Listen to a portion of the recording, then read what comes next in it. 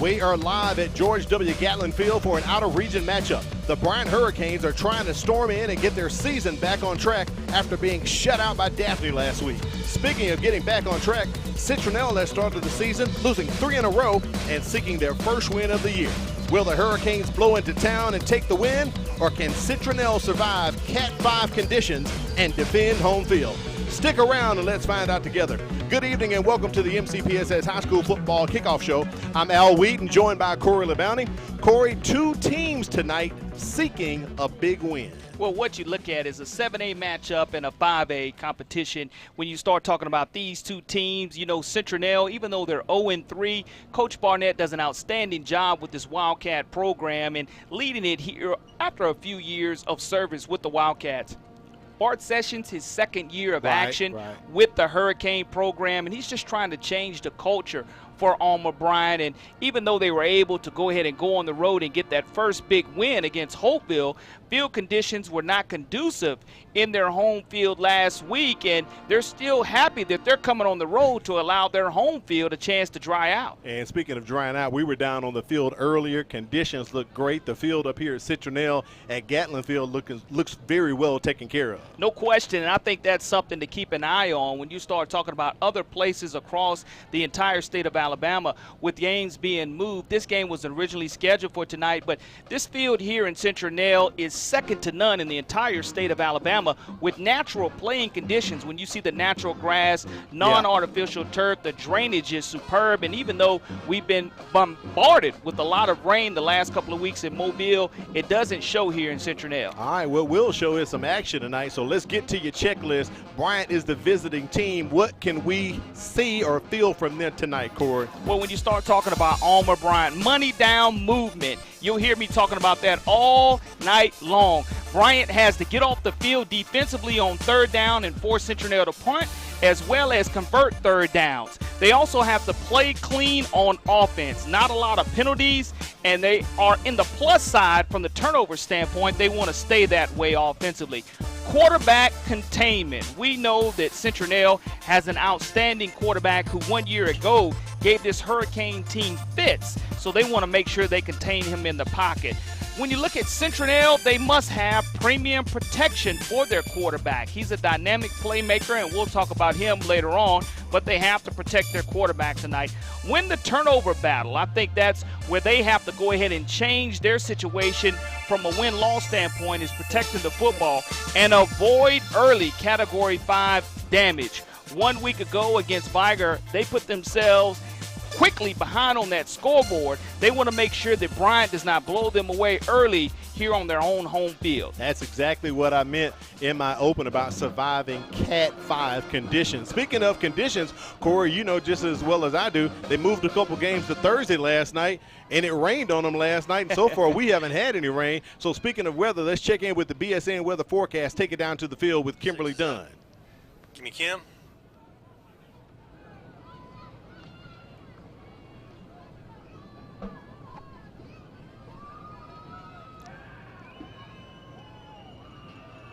Unfortunately, we're having some audio difficulties with Kim, but it's no problem. We'll check back in with her later. Speaking of that, let's take a look at your impact players for this ball game, Corey, because we know those are the guys on the field who are really making the plays. So for Bryant, who is your impact players for tonight? Well, when you're talking about the Hurricanes, you definitely are talking about their quarterback, Christian Mose. He's a senior. He's number 2. As you see him, he's getting it done for them, as well as their strong safety, Kurt Carden. He's also a heavy hitter, leads them as far as tackles are concerned, and he'll be key to Carl Jackson's defense.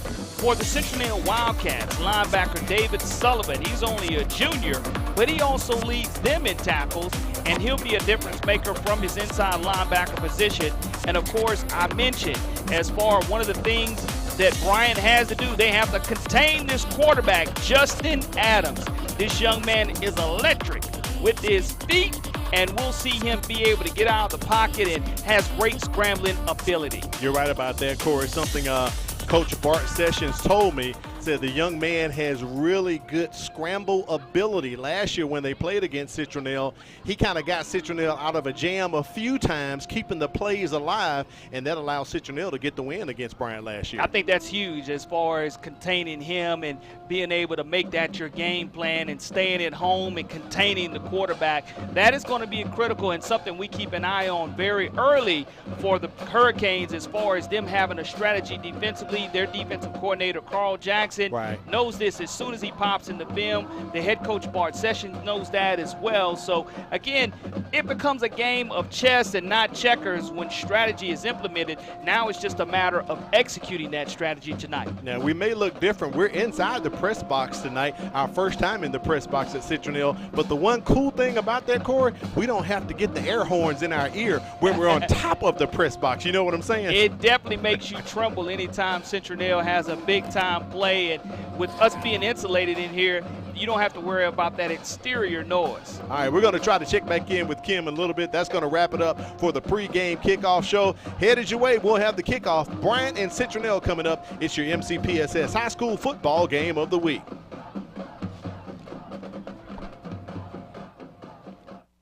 The Mobile County Public Schools Signature Academies program offers a variety of specialized curriculum for highly interested and motivated students. These academies provide students with choices ranging from aviation to healthcare, advanced information technology to international studies, from engineering to coastal studies. These high-quality hands-on programs prepare students for careers readily available in Mobile County. Signature Academies program. It starts with us.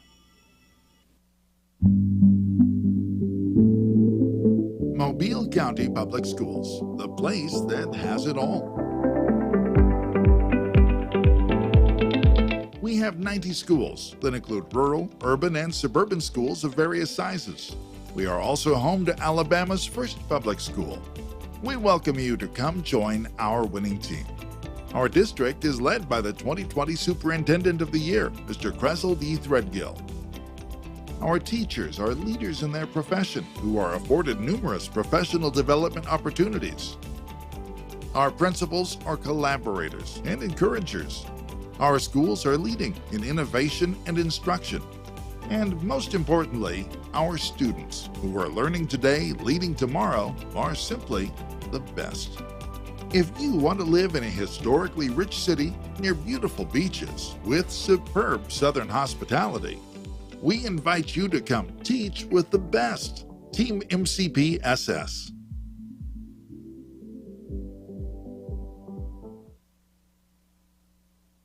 Hi, I'm Todd. And I'm Terry, and we'd like to invite you to join us as we take a look at nature in ways that you've never seen before. Come travel with us as we go coast to coast to uncover some of the most interesting animals and some of the most beautiful scenery that's offered outdoors. You can join us on our nature adventures right here on the MCPSS TV network.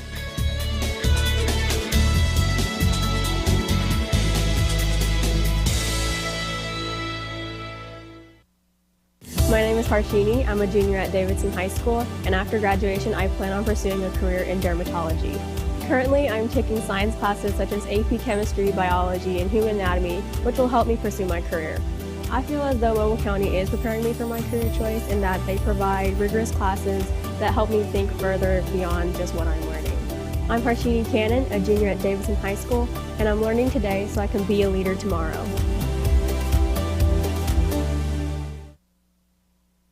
Each month, more than 90 guns are reported stolen from unlocked vehicles, creating the potential of serious injury or death. Lock it up. Many violent acts and crimes are committed with stolen guns. Lock it up. According to ATF, stolen guns pose a substantial threat to public safety. Lock it up. Be responsible. Take time to record your handgun serial number and secure it from thieves. Lock it up. Lock it up for me. The Mobile County Public Schools Signature Academies program offers a variety of specialized curriculum for highly interested and motivated students. These academies provide students with choices ranging from aviation to healthcare, advanced information technology to international studies, from engineering to coastal studies. These high-quality hands-on programs prepare students for careers readily available in Mobile County. Signature Academies program. It starts with us.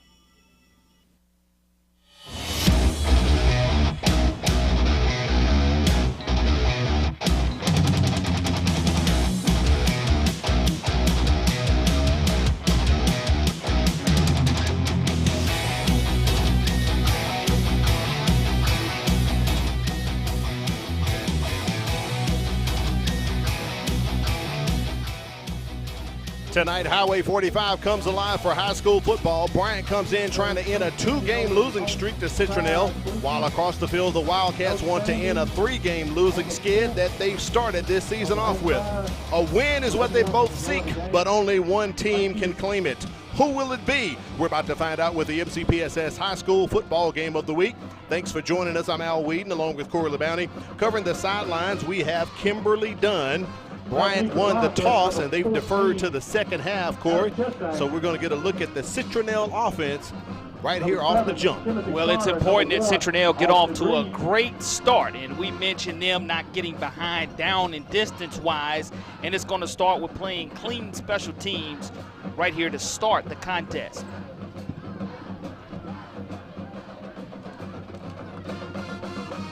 Bryson Gannon to kick off for Bryant. Back to receive Austin Reed, Rivers Johnson. Also back with them as well. Added Aiden Chestang for the Wildcats, so they're dropping 3 back as we are moments away from getting started here up in Citronelle at George W. Gatlin Field. We appreciate you joining us tonight for the MCPSS High School Football Game of the Week.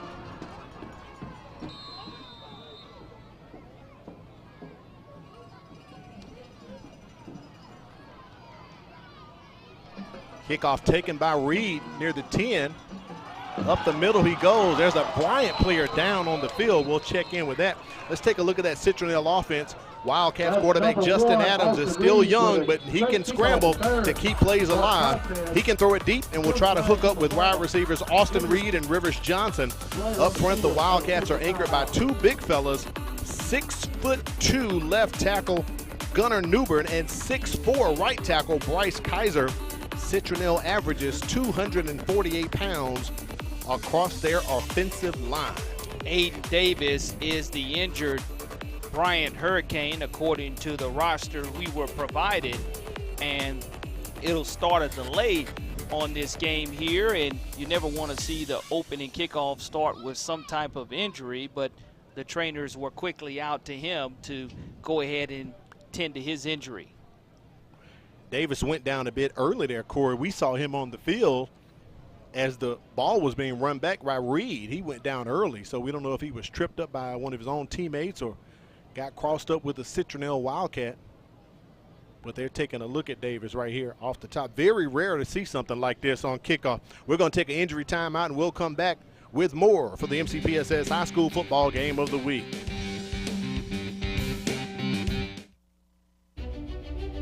High school students, are you looking for a way to become a better leader? Then the Junior Officers Training Corps may be what you're seeking. If you would like to develop self-reliance, learn ways to be more responsible, and improve your communication skills, you can do that and more when you register for the Junior Officers Training Corps. The JROTC program is available to all high school students in Mobile County. JROTC, we build a better you.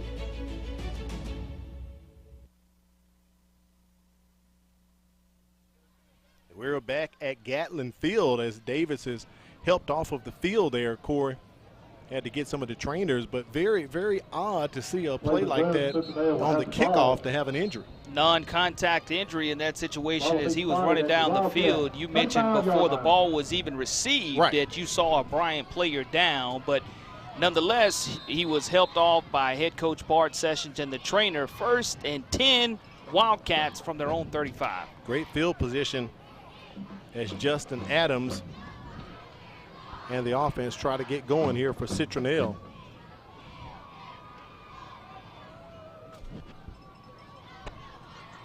Adams rolls back, throws it off his back foot, kind of puts it up.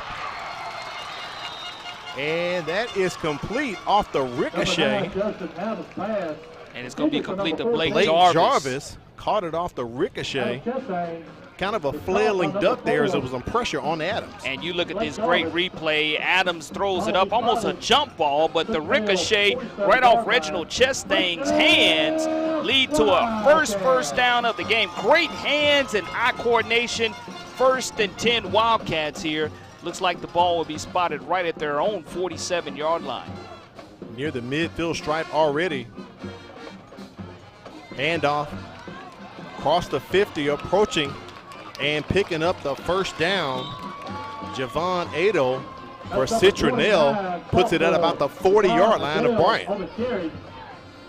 Adel, 5'9", 175-pound sophomore with a great carry. Hurricanes play a 3-4 defense, but they'll switch to a 4-2-5 or 4-3 as Jack linebacker Henry Nguyen comes up to the line. Their best defensive player is strong safety Kurt Caden. Don't let his 5'10 frame fool you. He led the team in tackles last year and is leading them now. Up front, look for Reggie Mosley. He'll be a force to deal with for the Bryant defense. Adams on the keeper, makes the handoff, weaving his way to pick up maybe 2 yards. Look like forward progress. They'll put him at the 38-yard line. A nice stop by the Bryant defense, and when you start talking about their defense being led by defensive coordinator Carl Jackson to Mario Douglas, the free safety, 5'8", 155-pound sophomore on the stop.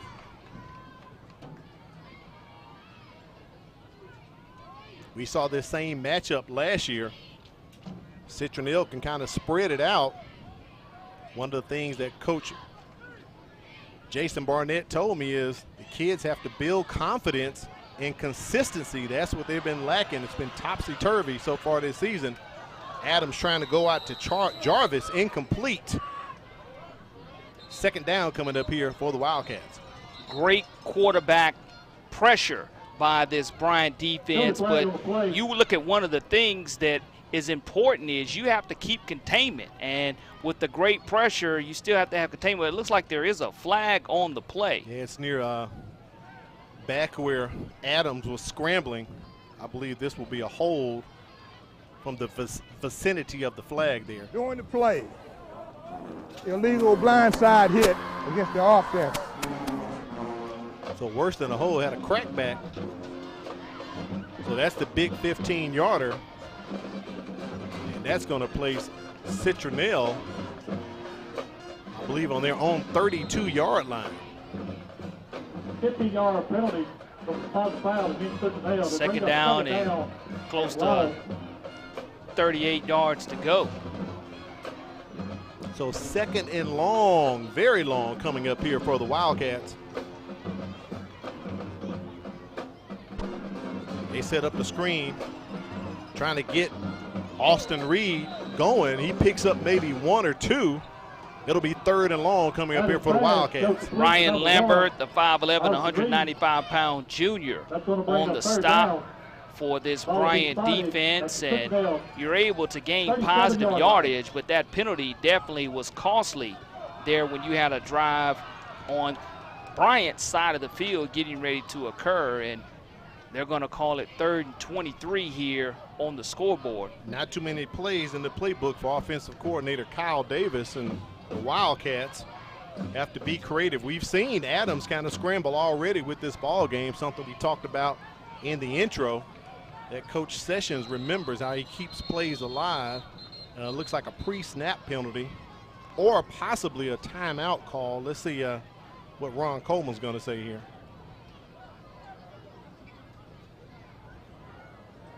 Timeout. So I believe Citronelle has called timeout here at 9:02. Coach Barnett wants to discuss some things. Corey, makes a lot of sense here. They had the momentum going, and something he told us on the phone, they're kind of shooting themselves in the foot early in the ball game. Yeah, that's down and distance, which you want to stay up front of, and they were able to do that probably for the first 4 or 5 snaps. Yeah. And here comes that long penalty that cost them a lot of yardage. Wiped out everything, really. Everything that you had already gotten from a positive yardage standpoint. Now you're looking at a situation where you just want to make sure you don't turn the football over and you let your punter go ahead and live to fight another day if this Hurricane defense is able to bow up and get this third down stop. But we talked about it at the beginning of the broadcast, to where money down is this down right here. Third down is critical for Bryant and getting off of the field. Citronelle beat Bryant last year 28-17. They've met 5 times. Bryant leads the series 4-2, but they've lost 2 in a row. Adams back to throw. Cannot complete that pass to A.J. Chestang, so it'll be 4th down and long coming up, and I believe I see some laundry on the field. Penalty mark at about the 35-yard line of Citronelle. And I believe Bart Sessions may decide to go ahead and decline this penalty, because it looks like it is going to be called against Citronelle. Low block against the offense. 4th down. Just as you said, smart move there. Officials tonight: Ron Coleman, James DeFalco, Sam Fairley, Carlos Fortune, Zachary Gross, Randall Hopkins, and Clarence Jose on the call tonight.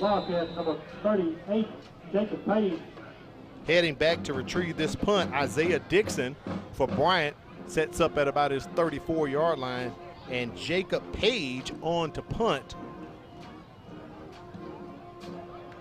for Citronelle. Dixon fills it at about his 26-yard line and is pushed out of bounds. Take a look at the Bryant offense. The Hurricanes led on the field by quarterback Christian Mose. Mose is a dual threat and currently leads the team in rushing.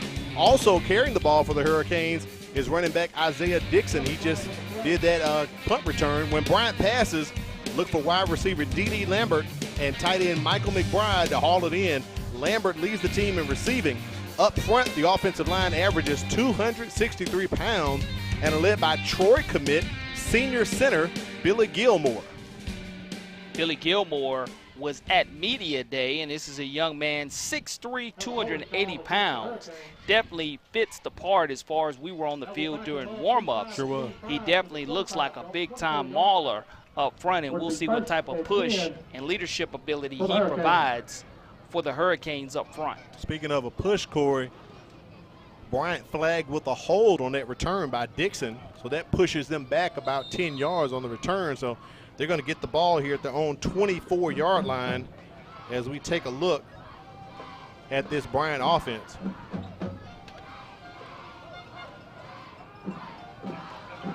Quick handoff to Dixon as he barrels up the middle past the midfield stripe into Wildcats territory. That's going to be a 1st down for the Wildcats. I'm sorry, for the Hurricanes. And that's a big-time game. Sonny Bird, the 5'10", 170-pound senior safety, makes the touchdown-saving tackle, and tempo quickly for the Hurricanes. Quick tempo here. Moles rolls out to his left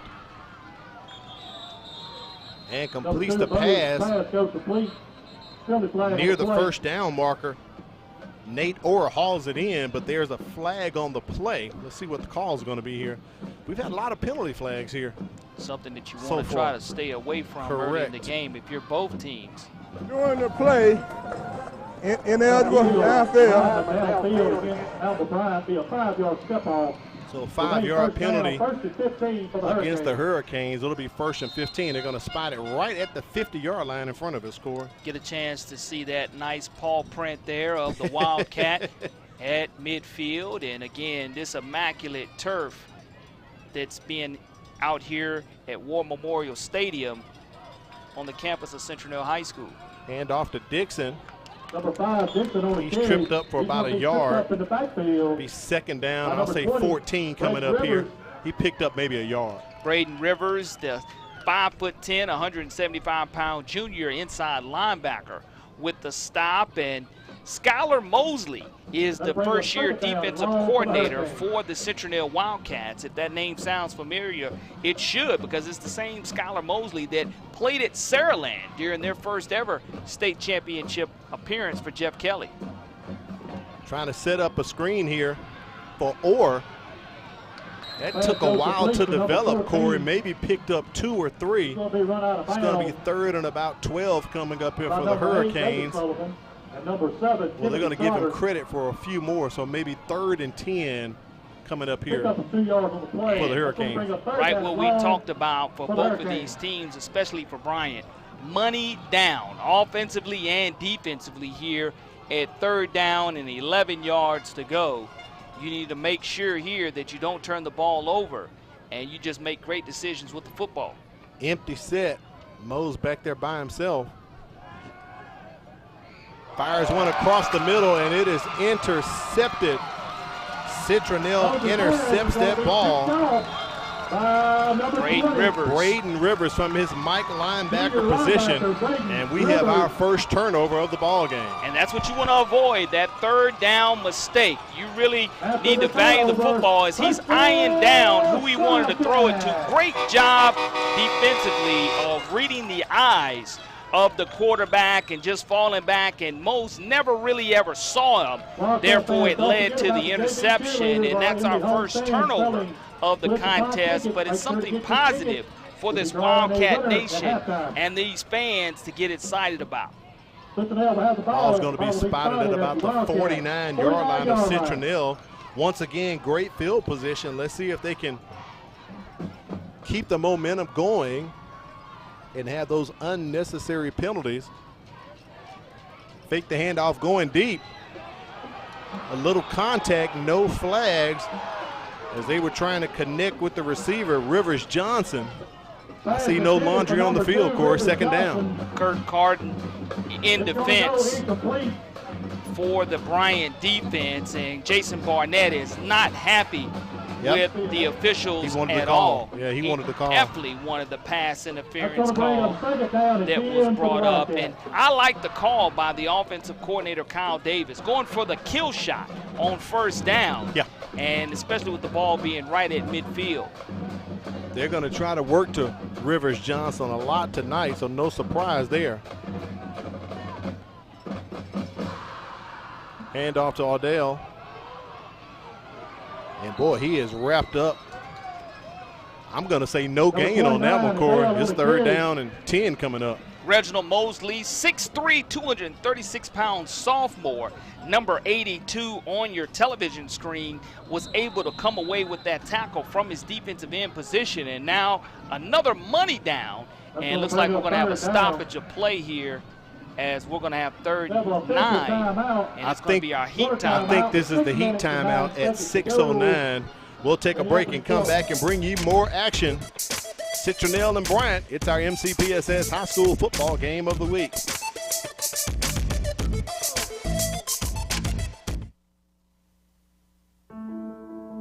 A teacher is one of the biggest investors in a community. They impact the lives of those we value the most. Teachers share knowledge which helps shape and mold our future leaders. Teachers show direction and help build a sense of purpose. Are you ready to make a change? For more information on teaching opportunities, teacher incentives, or to apply with the Mobile County Public Schools, log on to www.mcpss.com.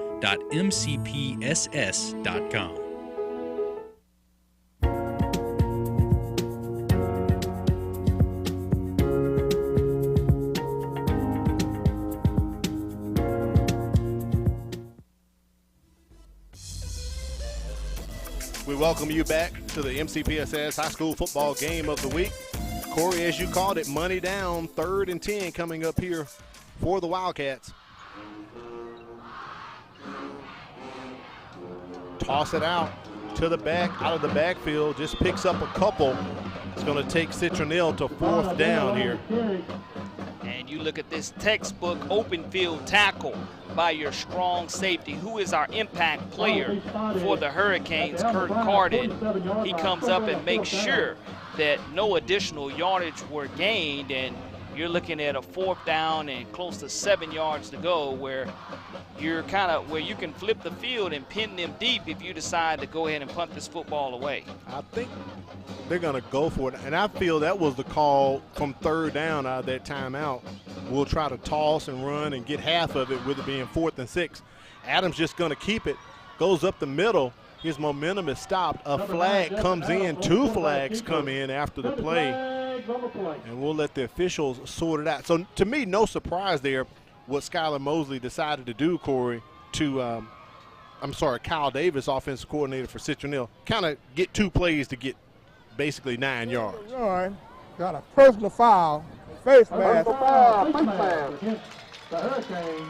Well, that'll give you a first down right there, a face mask every time. And that's one of the great reasons where you decide to go ahead and it pays dividends for you. When you do go for it on 4th down, you take an opportunity to get a penalty called on the defense, and that's exactly what happened, automatic style.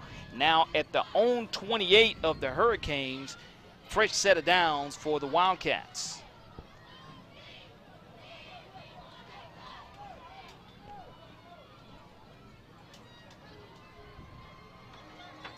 Reed and Johnson here on the near side. Adams rolls out to his left. Can't find anyone. He's just going to keep it. Picks up about 4. And I see some laundry on the field near the 30-yard line. Not surprised that we do see another penalty, close to maybe our 5th or 6th penalty so far in the contest. Doing the run, holding. Offense. Holding against Citronelle, so that'll push him back 10 yards to the 39-yard line. Kind of taking that. Those are what we call momentum killers right there. Well, when you start talking about positive yardage on 1st down being negated and you get behind the sticks, it totally changes Kyle Davis' offensive play calls. And what you want to do is make sure you don't turn the football back over on early down and distance situations, trying to get it all back in one play. 1st and 20 coming up here for the Wildcats. Al Whedon, Corley Bounty on the sidelines, Kimberly Dunn. And Citronelle has burned another timeout, their 2nd one in the 1st quarter. And Jason Barnett is livid on the sidelines as he's talking to one of the officials. We'll take a break as well. We'll be back with more action.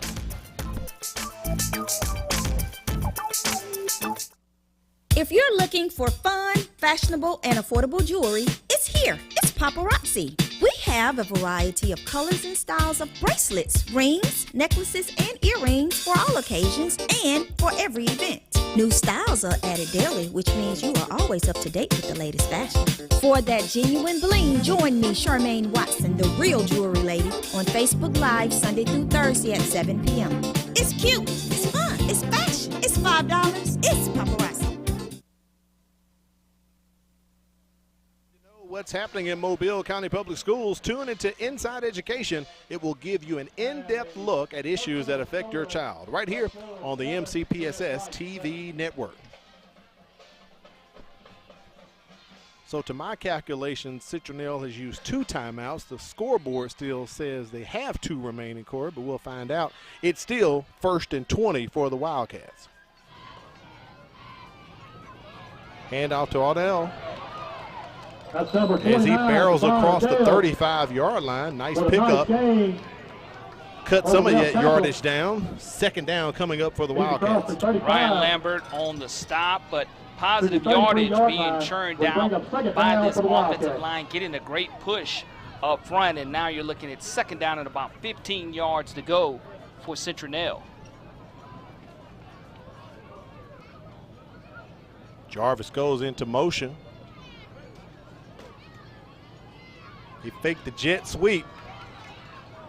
They toss it out to Reed, and Bryant reads that play. They're all over him. I'm going to say he took a loss on that, maybe a yard. Great job by Dwight Malone, the big 290-pound junior nose tackle, just seeing that play was slow to develop. Went down the line from his nose tackle position, was able to create a loss on that play, and it'll bring up 3rd down, and we'll call it a good 16 yards to go now. Again, money down for this Bryant defense trying to get off the field. You've been saying that a lot tonight, Corey. I may need you to let me borrow a couple dollars, man. Toss to Adele. He gets back to the original line of scrimmage, so they're going to be about 10 yards short. The 4th down coming up here for Citronelle. And when you start looking at where they are located on this football field, a 50-yard field goal is probably a little bit further than their kicker is comfortable making it, but we've already seen them go ahead and go for it once on 4th down and have that personal foul called, face mask called against the Hurricanes, which kept the drive alive. Sure did. They're going to be looking for that again, and Ron Coleman asking for a reset of the play clock. So 4th and 8 is what Citronelle is calling it. Looks a little shorter than that to me, Corey. It looks about 4th and 7, but we'll go with 4th and 8. Adams looking to go deep across the middle. Saw some contact with one of the other receivers. Vontrell Cooper got tied up, the tight end, but no flags. Trying to go to your tight end, and that's a good call on 4th down, just not able to pull in the pigskin, and it will be a turnover on downs, and we'll see if the Hurricanes now are able to get anything going positively coming off of that interception. Now that was a drive negated in this situation. 1st and 10 for Bryant. They get the ball again, their 2nd time touching it on the 26-yard line. Setting up a screen as they toss it out to D.D. Lambert. Lambert brought down. Let's take a look at that Citronelle defense. The Wildcats play out of a 3-4 scheme with linebacker David Sullivan rushing the edge from his stinger position. Helping him out is bandit linebacker Dalton Hillman, who will try and wrap up the Hurricanes tonight. Free safety Ben Brown is tied for 3rd on the team in tackles and will patrol the secondary for the Wildcats. Up front, Citronelle is young and small, averaging just 213 pounds. 2nd and 6 here for the Bryant Hurricanes. High snap, but Dixon gets a hold of it, and he's got some turf. He's working it past the midfield stripe, just like Bryant did with their first possession, Corey. And you're able to see the explosiveness of Isaiah Dixon for the 2nd time in this contest, as he's able to go ahead behind his big offensive lineman Ian Crosswhite, Fisher Fountain, Billy Gilmore, Xavier Santiago, and David Maples up front, creating that hole for the running back, and he knew exactly what he wanted to do with it and gets big-time yardage for the Hurricanes. 1st and 10 for Bryant on the 45-yard line of Citronelle. Christian Mose taking his time, rolls to the left, forced out of bounds. Great defensive play by Citronelle. And what you do is you keep containment. Gabriel Till from his outside linebacker position did a great job of not allowing Mose to get outside of the pocket and gain any additional yardage. He shrank the field, shrank that sidelines away from Mose, and now you're looking at, again, 2nd down and probably close to 18 yards to go for Bryant. I'm surprised Mose didn't throw that one away, Corey. He was outside of the tackle box. All he had to do was get it past the line of scrimmage to avoid the grounding. But they give it back to Isaiah Dixon. Look at Dixon go into Wildcats territory once again. 3 big runs from Isaiah Dixon tonight so far. You start looking at Benjamin Brown with another touchdown-saving tackle, but you see what Bart Sessions and offensive coordinator Austin Karcher want to do. They want to run the football to set up the pass. And, again, if you're able to dominate that line of scrimmage and get to that 2nd and 3rd level, that's exactly the positive yardage situation that Bart Sessions wants to dial up, along with his offensive coordinator and his offensive line. 1st and 10, ball on the 24-yard line of Bryant. Back to Dixon. They go up the middle, right through the A-gap, and right at the A-gap, a flag comes in, Corey, as I say it. Wow.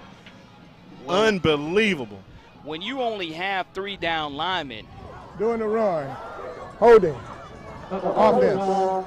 When you have 3 down linemen and you're able to get to that 2nd level of the linebackers and corners, that means that you've gotten a hat on that 2nd level as well, and you've opened up the initial line of scrimmage. Now, how do you open it up without holding? That's something that Bryant definitely wants to stay away from. Correct. Getting them behind the sticks, but we've seen them, after they get behind the sticks, they're just able to give it to Isaiah Dixon, and he's able to get back to the yards to gain or to the original line of scrimmage. 1st and 17. Bryant will have to snap one before the quarter ends. Tried to set up the screen to D.D. Lambert. He releases into the flat and tipped by one of the guys in the secondary for the Wildcats. He read that all the way, Corey. Almost threw another interception, and when you look at this great defensive play by Sonny Bird, Sonny Bird does an outstanding job again of reading the quarterback's eyes, and on that wheel route, he almost throws it into the defender's hands. Now, the back was open early, just couldn't get his feet set to get it to him in a timely manner, but almost an interception. One more play here before we end the quarter. Hand off to Caleb Workman. Workman working it around the left edge, close to the original line of scrimmage. That's going to take us to the end of the first quarter. We are notched at 0 here at Gatlin Field. Bryant and Citronelle, it's the MCPSS High School Football Game of the Week.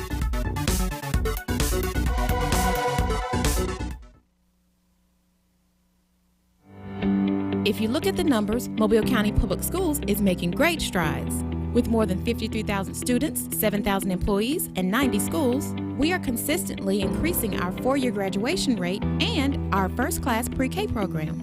We continue to strive for national recognition and continue to prepare our students for the global workforce. And we do all of this with one goal in mind, to equip and empower college and career-ready graduates. Mobile County Public Schools. We're learning today, leading tomorrow.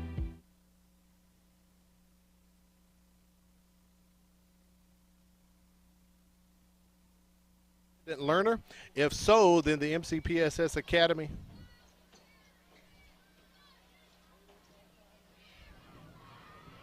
allows students in grades K through 12 the opportunity to work in self-paced courses at the time of day that fits their schedule, so they can earn their high school diploma by studying whatever they want, whenever they want. To learn more, call 251-221-6700 or visit MCPSSvirtuallearning.com. Corey, we're at the start of the second quarter. As soon as China Powell gets the stats ready, we'll see what we learned from the first quarter. I do know this. There were a lot of penalties, Corey. Yeah, that's the thing that you want to stay away from, and they weren't able to do so. Either team in that first quarter, not a clean first quarter of action, but we have a clean scoreboard so far as it's 0-0 here to start the second quarter of action.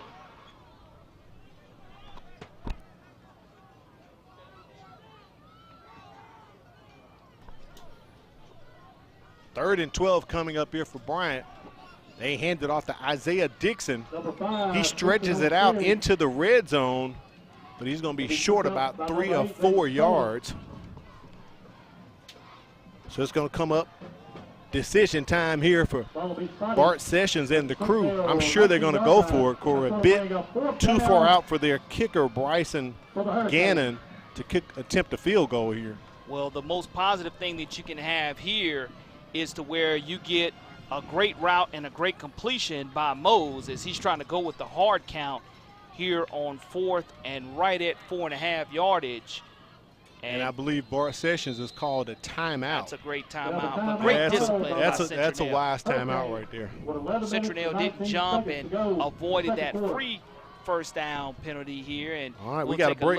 Take a look at the stats. And no surprise there, rushing yards, 95 yards. Isaiah Dixon, he's toting the rock for them. That -2 is probably going to be after China Power takes all the penalty yards off, Corey, because I think they completed 1 or 2 passes. 1 turnover, possibly could have been 2, and penalties right there, 4 for Bryant and 2 for Citronelle. One of those, both of them costly. One had a face mask and the other had a legal chop block. So 25 yards for penalties for Citronelle. But you know, looking at the stats, what does that tell you, Cora? Well, it tells me that, again, 6 penalties in the first quarter of action is not going to make either coach happy. Yeah. But when you sit here and you start the second quarter of action and you're able to get into this red zone area for the first time this evening, if you're the Hurricanes, it's critical here on 4th down and 4 yards to go that you make sure, if you're offensive coordinator Austin Karcher, you bring out your best play and you tell your quarterback right here, look, don't throw the interception, throw the ball away because it'll be a turnover on downs, just don't throw the interception. 4th and 4. Christian Mose gets it to Dixon as he comes out of the backfield. He is going to be close. Let's see where they spot this at. I believe the line to gain was the 9. And I think he's going to be right at it to where they're going to have a measurement. And a great job of bringing your running back Dixon out of the backfield. He's been the workhorse tonight, and he's been making it go for the Hurricanes, both rushing and receiving. So we're going to get a measurement here. We're going to get that official measurement. It's close from our vantage point here in the press box. I will say this is where I probably would like to be on top of the press box, Corey, because there's a wall right next to me. I can't lean in any farther to see. Well, I really think that when they spot this football, his last lunge forward will give him enough positive yardage to have it, because all he needed was 4.5. And that swing pass with him going downhill and falling forward, I think that it was beyond a lateral, because the ball went forward to where if he would have dropped it, it would have been an incomplete pass anyway. And here it is, the chain gang comes across the field and are going to stretch it out, and we'll see officially what we will have.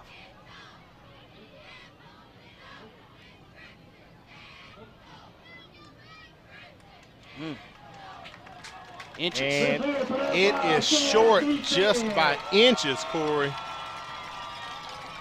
It's all about the spot. I mean, you can't do anything about the spot, but a huge stop in the red zone territory by the Citronelle defense. I know defensive coordinator Skylar Mosley has to be extremely pleased with that.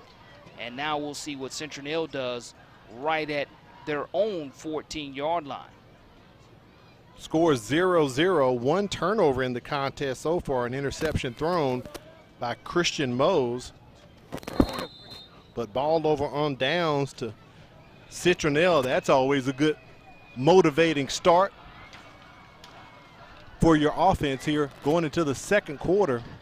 Fake the handoff as the Wildcats toss it to Rivers Johnson, and he hustles up past the 25. I think that's enough to move the chains, possibly, and that's a first down for the Wildcats. Nice call coming out on first down by Kyle Davis, and a great throw by Justin Adams. And you look at Rivers Johnson, the 5'9", 150-pound senior, looking the football in and getting them out of the red zone territory of their own 19, picking it up for the first.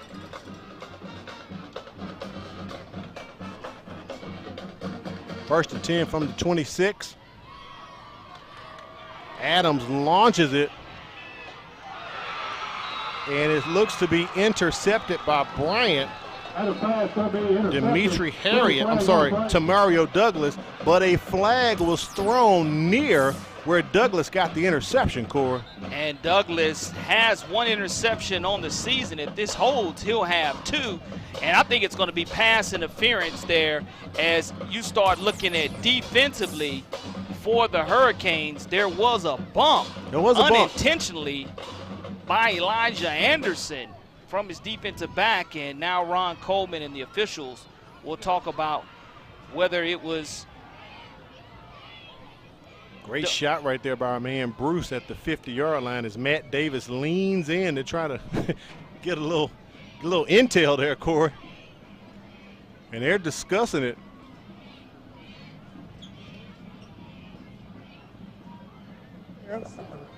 Against White. So the interception will come off the board.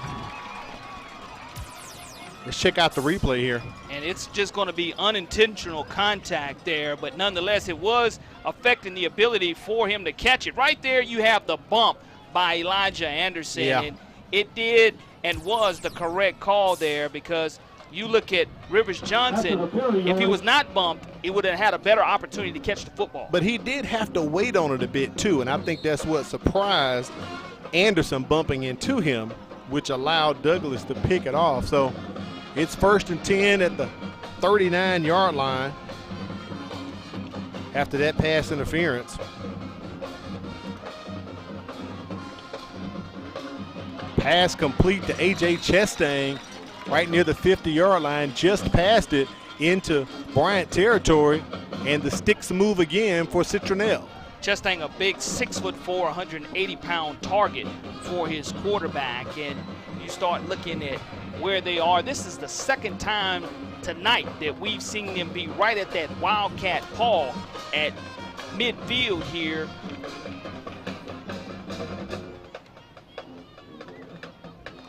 Hand off to the back. All deal as he gets near the 45-yard line. Give him credit for about 3, so 2nd and 7 coming up here for Citronelle. Ryan Lambert has been very active from his linebacker position for the Bryant Hurricane defense, and you're looking at 2nd and 7 now right at the 46-yard line of the Hurricanes. You're in a situation where you can go ahead and have success run the football, just don't want a penalty to be called right here.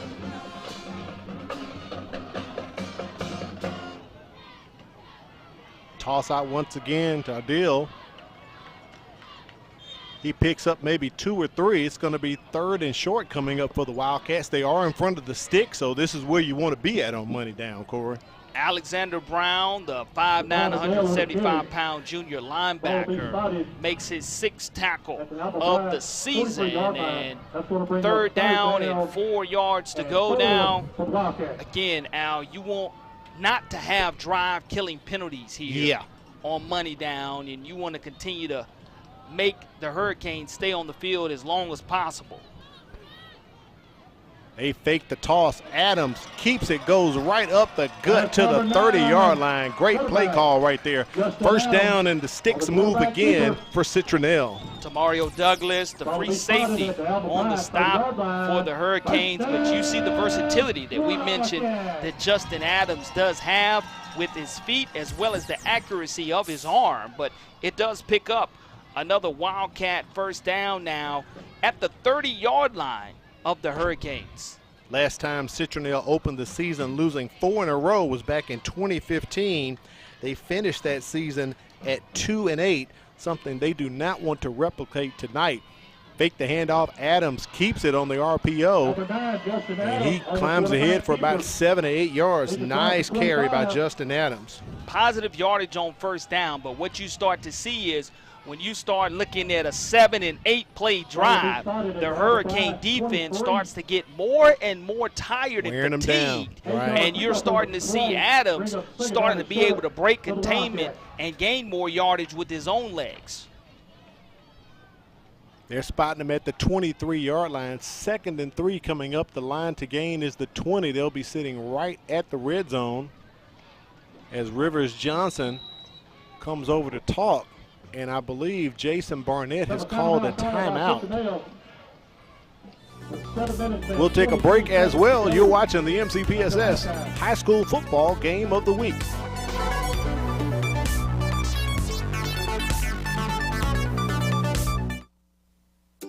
There's a lot to like about Mobile County Public Schools. What I enjoy about Mobile County School is the extra attention my teachers give us to help us learn. Teachers are liking their access to technology, and students are liking the quality of their education. I like the technology that's been incorporated into my education. And since 1826, you have trusted us to prepare your child for their future, and we like that. Mobile County Public Schools. We are learning today, leading tomorrow. We welcome you back to George Gatlin Field. Al Whedon, Corey LeBounty on the sidelines. Kimberly Dunn scores 0-0. And Corey, I finally see it. Remember I said earlier, Citronelle had 1 timeout, but it was still 2 on the board. It has leaped from 2 to 0. So Citronelle is officially out of timeouts now. Well, that's something that you'll have to definitely keep an eye on here as they try to execute down here in the red zone area. You cannot have any misinformation from the sidelines, and we'll see coming out of this timeout if it benefits the Wildcats. They're just going to keep it. Quarterback sweep to the right. Adams needed to make it to the 20 to pick up the 1st down. And it appears as if he has enough as the ball is sitting inside of the 20 near the 19 or 18. So it's going to be 1st down for Citronelle as they are into the red zone. And again, you start looking at Adams just eyeing his way behind his pulling offensive lineman, and great job by Matt Davis leading the way, pulling from his left guard position, and another first down for the Wildcats. Adams picked up 6 there. Ball spotted at the 17-yard line. Jet sweep if they give it to Rivers Johnson. And he sweeps on near the 10. Nice run by Rivers Johnson. Close to picking up another first down. Look at his balance, Al. That's what's very impressive on the play. He looked like he was about to be tackled, and ultimately Ryan Lambert had the stop. But what a great job of keeping his balance with the spin move and picking up more positive yardage, which will be 2nd down and 1 yard to go.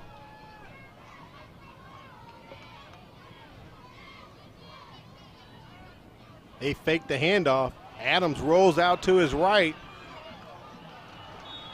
That pass is incomplete as he tried to get it out to Austin Reed right in the corner near the pylon there.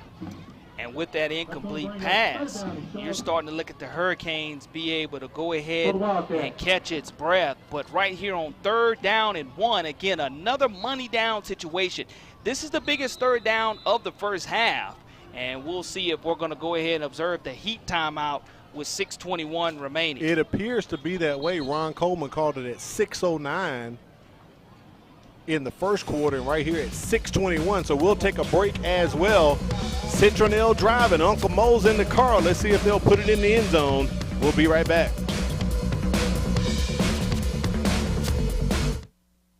You've got questions? We got answers. MCPSS.com. Whether it's attendance zones, school calendar, lunch menus, or registration information that you are looking for, you can find it right here. MCPSS.com.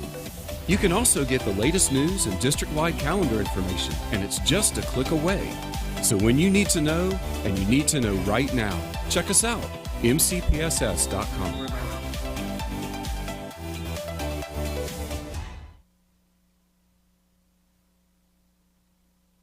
So where for a limited time, get your Italian favorites for $6.99. Choose from the medium Firehouse meatball or Italian, but it's for a limited time only, so visit our friends Jim and Susie Sherman at the Greenlight Road location. Firehouse subs, enjoy more subs, and save more lives. 10th play of this Wildcat drive, and we'll see if they're able to finish it off with our first scoring opportunity of the night. 3rd and 1 coming up. Adams fakes it, keeps it, runs out of bounds near the 7-yard line. That's going to be a first down for Citronelle.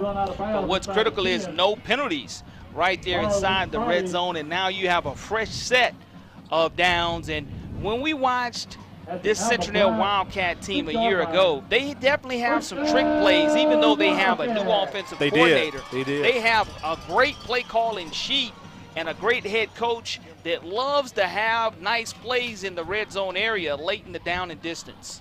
1st and goal, ball on the 6-yard line. Toss out to Adil, and he is leveled inside of the 5. It looks like Kurt Caden bringing the pop there, Corey. And you know, Carden definitely has the ability to be an open field tackler, and you run that tall sweep and you don't make that tackle, he's going to waltz into the end zone, and now you're looking at a fresh set of downs. So the 13th play of this drive here, 5:35 remaining, goal to go on 2nd down. Ball being spotted at the 3-yard line.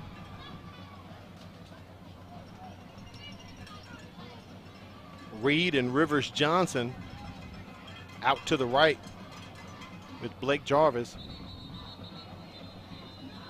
As Johnson goes into motion, we have flags on the play.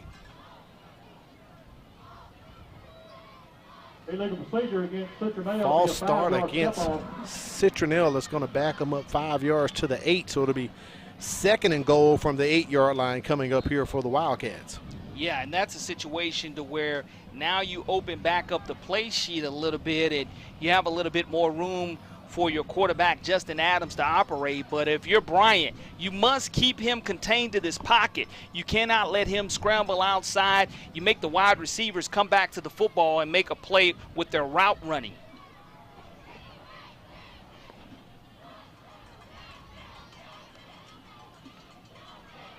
Back to Adil they go. He turns the edge, That's an 8-yard touchdown for Citronelle, and we have our first score of the ball game. Great job by Bruce Smith and Bryce Kaiser, right guard and right tackle, making sure that there was no secondary or anyone else to worry about as he's able to bounce to the outside. The 5'9", 175-pound sophomore is able to score 6, and the foghorn goes off for the first time at War Memorial Stadium. And Corey, we don't need earplugs tonight. That and the cannon went off as well. Randy Hernandez on for the extra point. In for the PAT attempt, number 33, Randy Hernandez.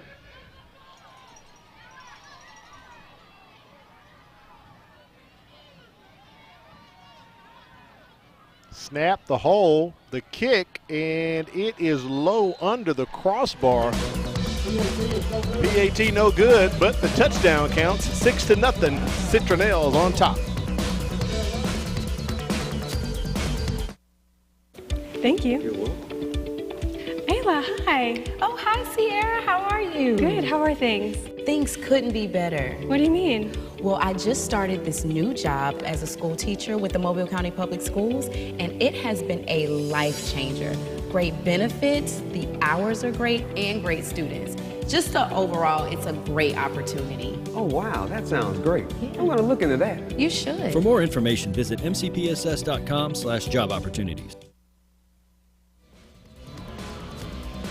We welcome you back to the MCPSS High School Football Game of the Week. Al Wheaton, Corley Bounty.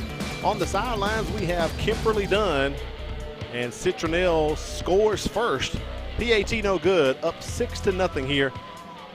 I'm going to say late in the second quarter, Corey. 13 plays, 86 yards. This drive started on their 14-yard line. Bryant went for it, and Citronelle stopped them. They were just short, and it pays off with a Javon Adele 8-yard touchdown run. Well, with that 6:02 being elapsed, that just lets me know that there were a lot of third down conversions. Correct. That were converted by the Citronelle Wildcat, and that's one thing that concerned Bart Sessions, being able to get off the field on money down.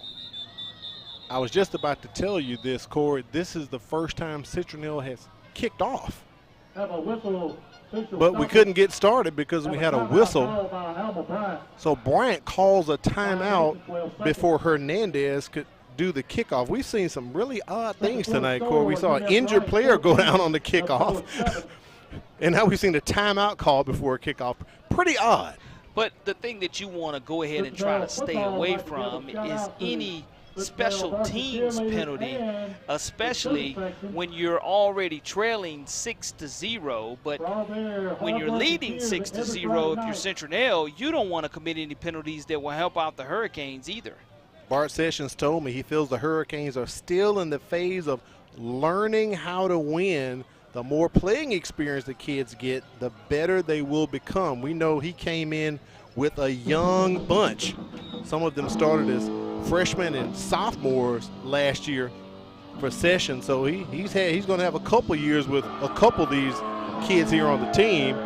But we know they're a young bunch trying to get that experience, but most importantly, knowing when not to commit those unnecessary penalties, Corey. Well, it's a situation to where when you do commit those unnecessary penalties, you'll definitely be getting a nice talking to at halftime. But 5-12 here in the second quarter, and us having our first score, it gives the Wildcat Nation something to be very excited about so far here on their own home field.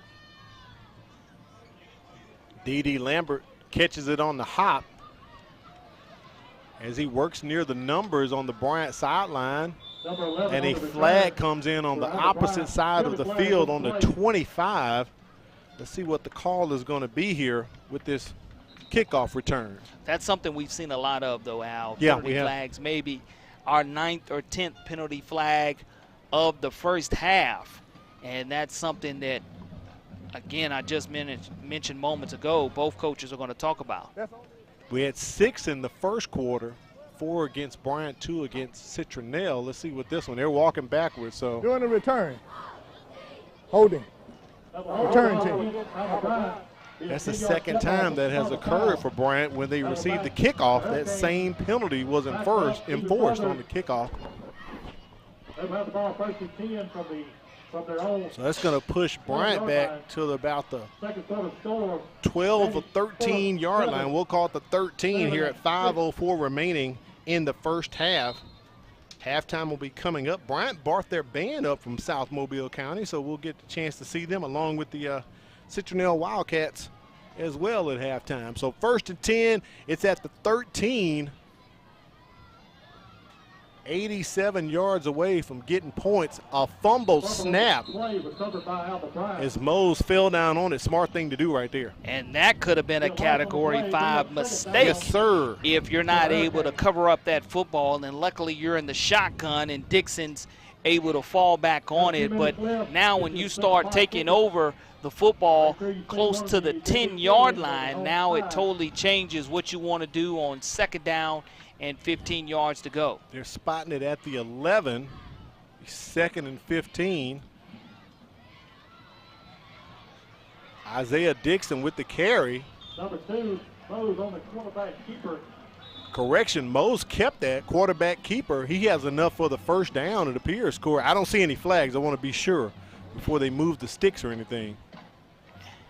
But unfortunately, my producer tells me there was a flag because the chain gang has not moved, Corey. On that far sideline, it looks like that's where the dirty laundry is going to be dropped. And Bryant walking as if it's against Citronelle. After the play, that ball, person to foul, late hit on the defense. Well, that's a free 15. That'll give you a 1st down every time. So Bryant benefits with 4:24 remaining right there.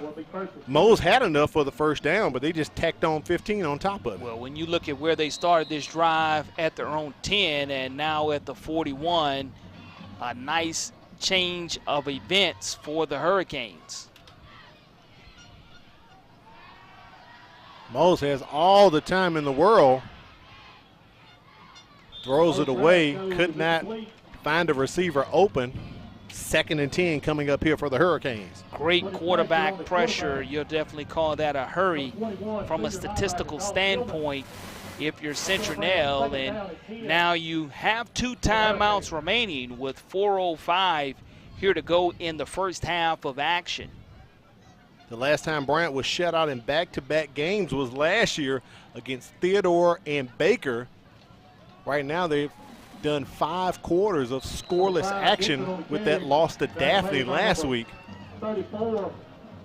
Carried by Isaiah Dixon, picks up about 3, so we'll call this one 3rd and 7 coming up here for the Hurricanes. And Corey, I'm going to use your term, money down right here. It really is. David Sullivan and Garrett Sullivan tag teaming for that stop. And here we go right here. If you're Christian Mose, you want to make sure that you do not turn this football over to give Citronelle great position. They hand it off to Dixon once again. He bounces off one of the Wildcat defenders. Close to the 1st down marker. He's a very elusive runner. Let's see where they spotted at. From my vantage point, it looks to be enough, Corey. It is going to be enough. And they're going to move the chains, the electronic down marker on the far sidelines. But it's been the Isaiah Dixon show here in the first half. It has. For the Hurricanes as he's chewed up chunks of yardage, receiving and rushing. Ironically, coming into this ball game, Christian Mose is the leading rusher for the team, but he's only carried it truly 1 time. Up the middle goes Dixon. Picks up about 5 or 6. Nice run by Dixon. Braden Rivers comes from his linebacker position and makes that stop for the Citronelle Wildcats. And the ball now at the 44-yard line of the Wildcats, and time continuing to go down. 2:45 remaining and the 2 timeouts in the pocket of head coach Bart Sessions. I'm with you, Corey. It looks like the 44, but they're going to round it down to the 43, 2nd and 5. They hand it off to the big back, Caden King. Give Dixon a rest. King plows forward. He's close to the 1st down mark. King, the 5'9", 175-pound junior, with his 8th rush of the season, and it will again be money down for the Hurricanes. And we'll see if they're able to go ahead and blow their way to a first down. 3rd and very short. King stays in the game. They go back to him. And he busts up the middle near the 25. First down for the Bryant Hurricanes as we're under 2 minutes, and they're trying to get on the board to break this 5-quarter scoring deficiency, being shut out, Corey. Great 13-yard run. The offensive line opening up that hole and back-to-back carries for King, giving Dixon a nice little blow, but rushing yardage has definitely been in favor of the Hurricanes so far. Mason Collier in the slot. Back to King they go. He's met at the line by the Wildcats. Maybe gets credit for 1 or 2. And here it is now with 2 timeouts remaining. You're battling down in distance versus what's working for you. The run game has definitely been working on this drive for Bryant. And the clock still continues to run at 1:25 left and 2 timeouts remaining. Dixon checks back into the ball game after his brief rest. High snap, but they give it to him as he's following behind the big fellas. Number 5, Dixon on the carry. Looks like no gain there from my vantage point, Corey. It's going to be 3rd and long coming up here for Bryant. And again, Rivers and Sullivan doing an outstanding job fitting their gaps and making sure that no additional yardage. And I would be interested to see, and I'm going to check it out at halftime with our statisticians to see what kind of 3rd down percentage we've had here in this contest so far. 3rd and 7. Mo steps back, overthrows his receiver. DeAndre Nelson isn't quite that tall, Corey. 6'1", he needed to be about 6'3" to make that catch. Does stop the clock, though. 4th down, though, and you still have those 2 timeouts remaining. You can't take them into the locker room with you. I'm surprised Coach Sessions didn't call the timeout before that 3rd down play to discuss, okay, if we don't get it, what are we going to go with? And it looks like there's the timeout right there at 39.7 seconds remaining. And here is your timeout that you go ahead and you discuss many things here on 4th down and 7 yards to go. You're go ahead and you're definitely in your 2-minute hurry-up offense, but with that 1 timeout now remaining, if you decide to go ahead and run the football and you find that gap, I would imagine that you're going to take Christian Mose and roll him out of the pocket. They've also had success finding Dixon coming out of the backfield on some type of swing pass or wheel route. And we have not called the tight end's name tonight for the Hurricanes. So Michael McBride, yeah. You start looking at your H-back here, your slot. You have a lot of options if your offensive coordinator Austin Karcher, and Bart Session definitely does not want to turn the ball over on downs. He wants this drive to stay alive. Yeah, they're in the same area they were when they turned it over to Citronelle early in the 2nd quarter when Citronelle started their drive from the 14. They've also tried to go to D.D. Lambert a time or 2. We'll see if they're going to call his number. Empty set. Dixon's out wide as well. Mose has time. Boy, he airs it into the corner. Outside the field of play. A little too much mustard on it, Corey. Turnover on downs, and that's a huge stop by the defensive coordinator, Skylar Mosley. Again, seeing for the 2nd time tonight as the Hurricanes are able to get into the red zone area, not able to get on the scoreboard. 30 seconds remain here. Another stop by the Wildcats. Unfortunately, that pass just way too high and far. Falls out of the field of play, so ball over on downs at the 23.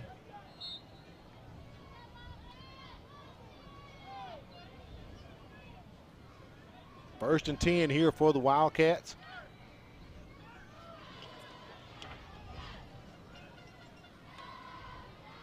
Adams just going to keep it on the ground. Gets just past the 30-yard line. And that looks like that may be our last play of the first half, Corey. And it should be, and if you're the Citronelle Wildcat fans, you really need to get up and make some noise for your defense and your offense being able to come away with scores here in the second quarter on that nice 13-play drive that took up some 6 minutes. That was huge, 86 yards. Citronelle got the stop, and they punched it in as the clock reads 0 right now, and that was huge for them to get the score. PAT was no good, but that was a big motivator for the Wildcats. Well, anytime you're able to put that type of drive together, especially one that results in 6 points on the board and keep that defense on the field for an extended period of time, you're going to be extremely happy as the head coach and offensive coordinator. Also your offensive line, because that means you didn't have any drive-killing penalties to be able to go some 84 yards, and again, that's the difference in this game so far. Two things I know Coach Sessions won't be happy with: giving the ball over on downs twice, and then one of them led to score. So we're going to take a break, come back with halftime. Citronelle's on top 6-0 over Bryant. You're watching the MCPSS High School Football Game of the Week.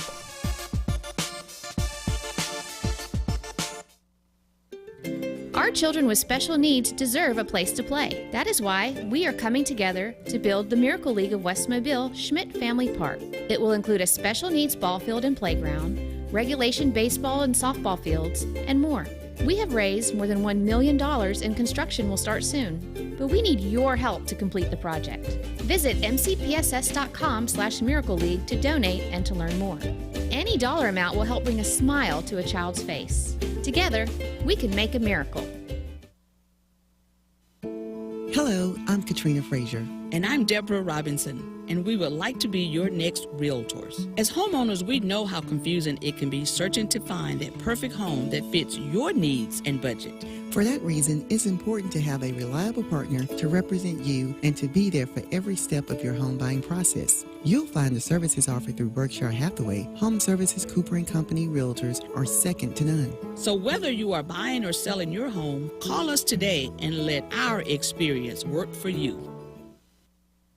If you're looking for fun, fashionable, and affordable jewelry, it's here. It's Paparazzi. We have a variety of colors and styles of bracelets, rings, necklaces, and earrings for all occasions and for every event. New styles are added daily, which means you are always up to date with the latest fashion. For that genuine bling, join me, Charmaine Watson, the real jewelry lady, on Facebook Live Sunday through Thursday at 7 p.m. It's cute, it's fun, it's fashion, it's $5, it's Paparazzi. This is a program for any middle school student who's actually behind. This opportunity offers kids a chance to do 2 grades in 1 year. If it wasn't for Star Academy, I would still be in 8th grade and probably still struggling. We are one-on-one. We have small classrooms, and we're able to give students that personal touch, that personal attention. I know I'm coming to see good teachers, good attitude, and also they're here to teach us what we need to learn.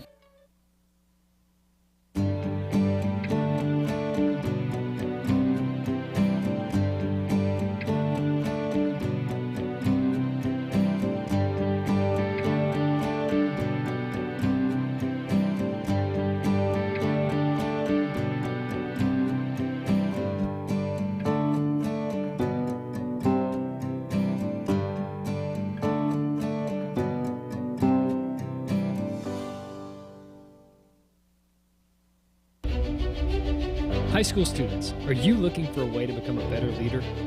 Then the Junior Officers Training Corps may be what you're seeking. If you would like to develop self-reliance, learn ways to be more responsible, and improve your communication skills, you can do that and more when you register for the Junior Officers Training Corps. The JROTC program is available to all high school students in Mobile County. JROTC, we build a better you.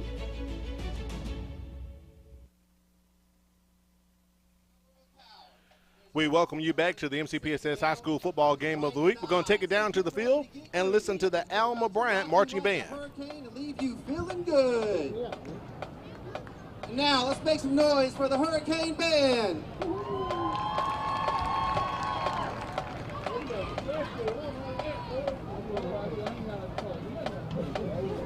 Here we go.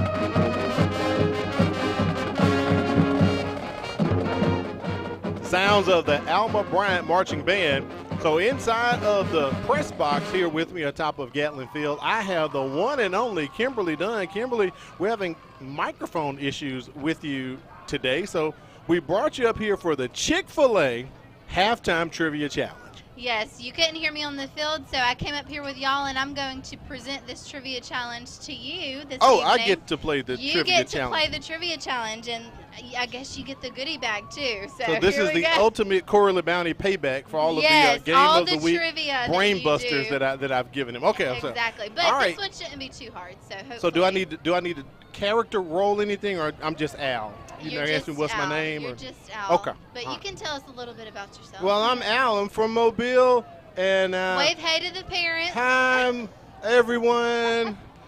All right, are you ready for our Chick-fil-A halftime trivia I'm question? ready. I'm ready. Okay, here's our question. Okay. So you know they just released an iPhone 14. Girl, stop the madness. I know, 14. Okay. But what year was the first iPhone released to the general public for sale? I'm going with Corley Bounty C, 2007, and I have a reason why after you tell me what the answer is. Okay, let's do a drum roll here. Brrr, there you go. So the reason why I know it was in 2007, I used to have a Motorola Razr. And I was at a car dealership across the bay, and I stepped away to go to a certain room in the car dealership that I won't say, and I dropped my Motorola Razr and I put it in the freezer, I put it in rice, and nothing happened. And I bought my first iPhone in the year of 2007. I love it. That's a great story. So that will always help you remember what year it came out. Oh, yeah. I got one right over there. And we're already at number 14. We're at 14. I know because my daughter told me last week. Oh, was she like, Daddy, I know what I want? Of course. She wants iPhone 10, 11, 12, all of them. That come out. She wants all the new ones. Oh, yes. Well, I mean, I'm still on 11, I think. So that's as new as I've got. So I win, right? Yes, you win. I'm a winner. Chick-fil-A prize pack. Mobile County, I think there's a fancy shirt in there, some Chick-fil-A gift cards. You said your kids like Chick-fil-A. It's going home to the Twins. They've already claimed it. I love it. Oh, also, while I'm up here, I wanted to give you, I was able to get an injury update at the beginning of the game. Wasn't able to convey that to you over the mic, but now that I'm here, number 37 for Alma Bryant, he said it was like he was running, and there was no impact, and he said his knee just popped. It's almost like it hyperextended backwards. He said it felt like it just went backwards, and he said it's in severe pain. He's still sitting on the table. Yes, he's supporting the Hurricanes, still sitting on the table with ice on his knee. He said he doesn't think he's going to be in for the rest of this game, but hopefully that injury is nothing severe, and he'll be back next week. Well, Kimberly, anytime you want to come up bearing gifts, we will gladly let you in the press box for the Chick-fil-A halftime trivia challenge. Yes, I'm happy to do it. I'll bring you all the gifts you need. All right. Well, we're going to try to get some audio so you can talk to the winning coach after the game. Let's take it down to the field and check in with the Citronelle Wildcats marching band.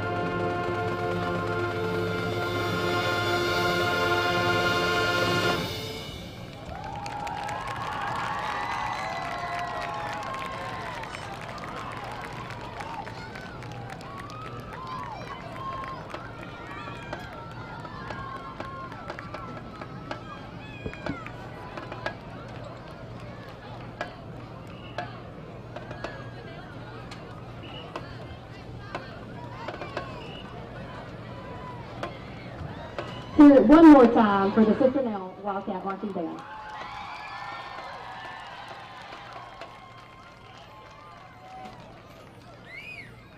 Sounds of the Citronelle Wildcat Marching Band. Right now, let's check in with Mike Herndon at the Athletic Studio for an MCPSS Sports Update.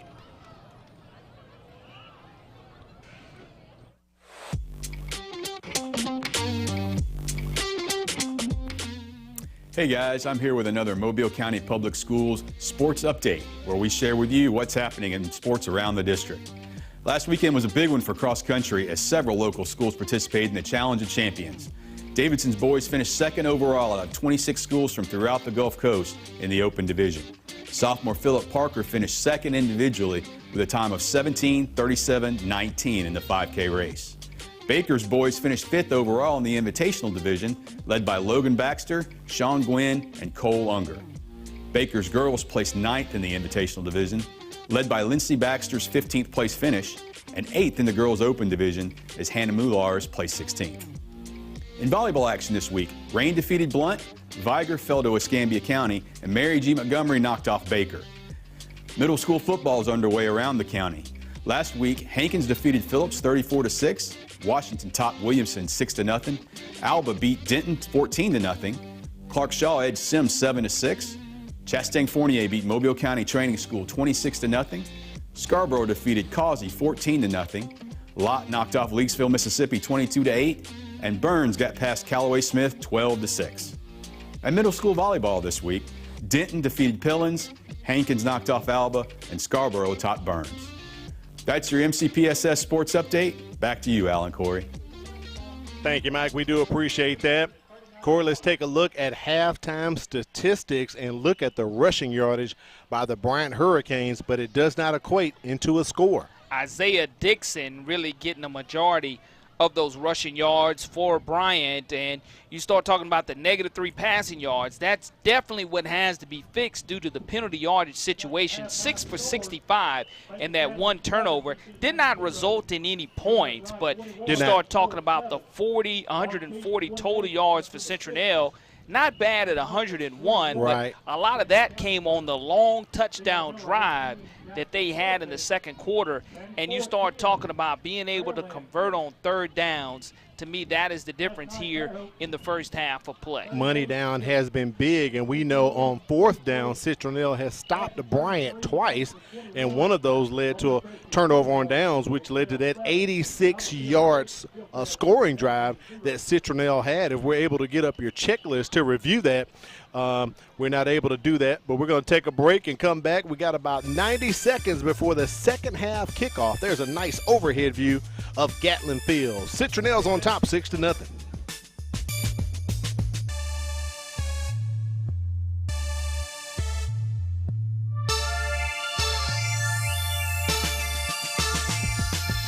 In the Mobile County Public Schools, there are a few things I've come to expect. One is a quality education, and the other is a quality lunch.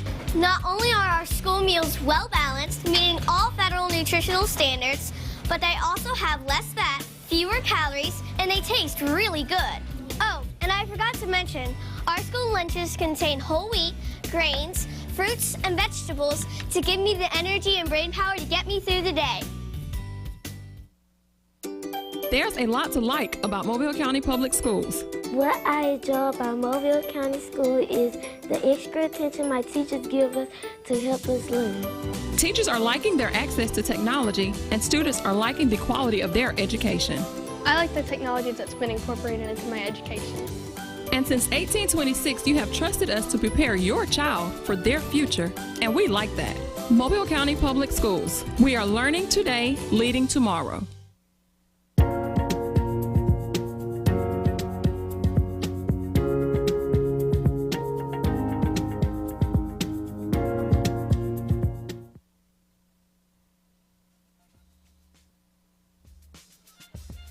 For executive producer Quentin Howard, director Wade Ford, engineer Fran Conway, I'm Al Wheaton, joined by Corley Bounty. On the sidelines, Kimberly Dunn. About to start the third quarter.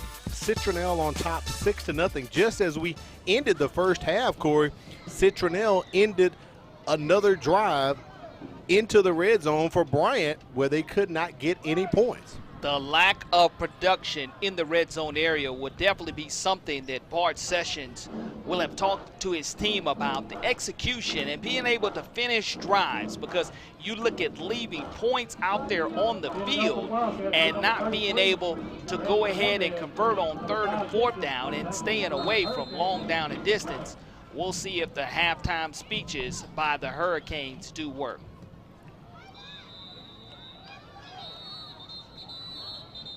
Well, Corey, once again, before the kick is returned, the officials have stopped play. Surprise, surprise, that's the way we started. And as we look at my checklist, the money down movement on 3rd down to where the Hurricanes needed to convert as well as get Citronelle off the field, weren't able to do so. Playing clean on offense, yes, they've been able to have production and move and get positive yardage, just no points on the board. And quarterback containment really kind of slacked there in the 2nd quarter as they stayed on the field for a long time. And when you start talking about Citronelle, what Citronelle needed to do, protect their quarterback. They've done a good job allowing their quarterback to get pushed, winning the turnover battle so far in the first half, and avoiding early Category 5 damage. They have done an outstanding job of not allowing Bryant to get on the board yet. And speaking of getting on the board, getting on the field now, Isaiah Dixon, as that ball is fielded by D.D. Lambert. Dixon wasn't on for the original kickoff, so that penalty helped him out. And D.D. Lambert's going to help him out up to the 34-yard line. Great return. Great field position coming up here for the Hurricanes. Gabrielle Till on the stop, but that's what you want. You want a positive return, and again, you want to get some type of drive going to where you definitely move the sticks here and keep the Citronelle defense on the field. And how were they able to do that, Al? Isaiah Dixon was able to run through some big holes there in the 1st and 2nd quarters, right in between the 30s really, but got bogged down in the red zone area. 1st and 10, ball on the 34. Dixon in the backfield with Christian Mose. Mose going to keep it. And 3 Wildcats tackle him for a loss. I think his forward progress will be no gain, Corey. Robert Schwartz was the first to make contact, but he had help from 2 more Wildcats. As you'll feel that in the morning as you have close to 600 pounds of beef to land on top of you. Ice bath afterwards for sure for the quarterback. No gain, 2nd and 10. Dixon moves over to the left.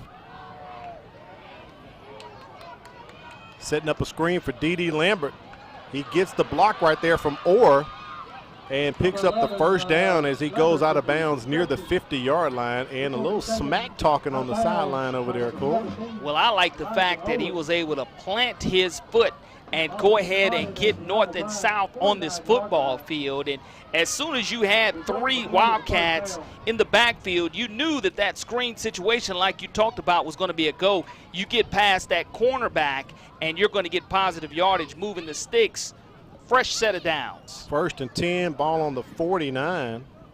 This is something we've seen frequently tonight. Bryant getting into Wildcats territory as Isaiah Dixon falls past the 50, but then they'll shoot themselves in the foot, Corey, with penalties, unnecessary penalties, and go backwards. So let's see if some momentum can continue here for the Bryant Hurricanes. Well, if you're Bryant, you want to continue to go ahead and stay ahead of the sticks here. And now you're looking at 2nd down and about 8 yards to go, right on that Wildcat paw again for the 3rd time tonight. And positive yardage here on 2nd down is what you're looking for.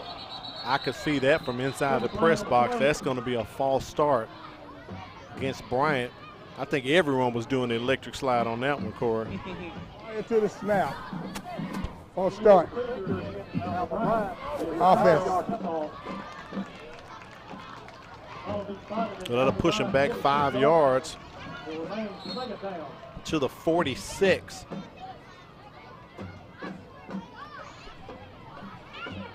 So 2nd down at about 13 coming up here for the Bryant Hurricanes. Bryant averages 17.5 points a contest on offense, And they're giving up 27 on defense tonight, nowhere near their averages, with a big goose egg on the board. Christian Mose keeps it. Mose on the quarterback keeper. Gets back to inside of the 50, so we're looking at about 3rd and 8 coming up here, a long 8 for the Hurricanes. What are you dialing up here if you're Austin Karcher? Well, I'm looking for Isaiah Dixon to go ahead and either run the ball in between the tackles or behind your big center and left guard, Fisher Fountain. And if you're not able to do that, you go ahead and you allow Mose to roll outside the pocket. If you're Citronelle, no penalties here. You want to stay clean on money down, 3rd and 8. Mose back to pass. Rolls out. Just going to have to keep it and eat it. And the Wildcats collapse on him. Maybe a gain of 2. They're going to be short, so it'll be 4th and about 5 coming up here for the Hurricanes. Braden Rivers on the stop, and again, great quarterback containment as the linebackers stayed home and did their job. And here it is, Bart Sessions makes the decision to go ahead and flip the field and punt the football away. Bryant's first punt of the night, Jackson White on to punt. Stepping back to receive is Rivers Johnson near his 17-yard line. Nice punt by White. And Johnson just going to stay away from it, so it'll be 1st and 10 coming up here for the Wildcats. Citronelle averages 11.8 points on offense. They're giving up 30.8 on defense, but tonight they're pitching a shutout, up 6-0 over Bryant, and looking to secure their first win of the year, Corey. And we do have a shutout so far by Citronelle. Theodore was able to shut out Baldwin County last night, 49-0.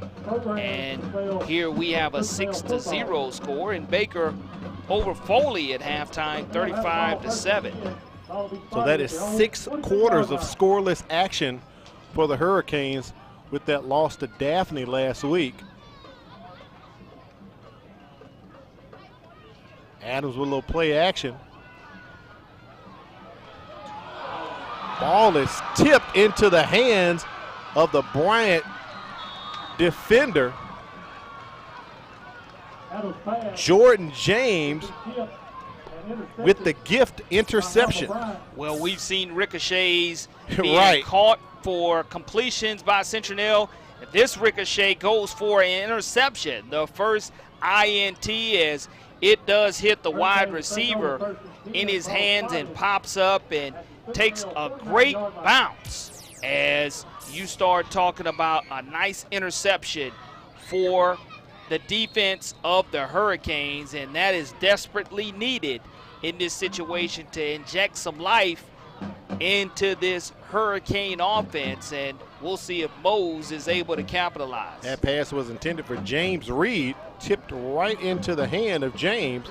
They're going for the kill shot. They've got a man down in the end zone and drops it. Nate Orr had the biscuit in the basket, and there was a hole in the basket, Corey. That's what I call a pig in a blanket. Oh, my goodness. The pig in a blanket goes ahead and spills out, and that's a touchdown for 6. You took your kill shot as offensive coordinator Austin Karcher dials up the play, and you have to look the football in.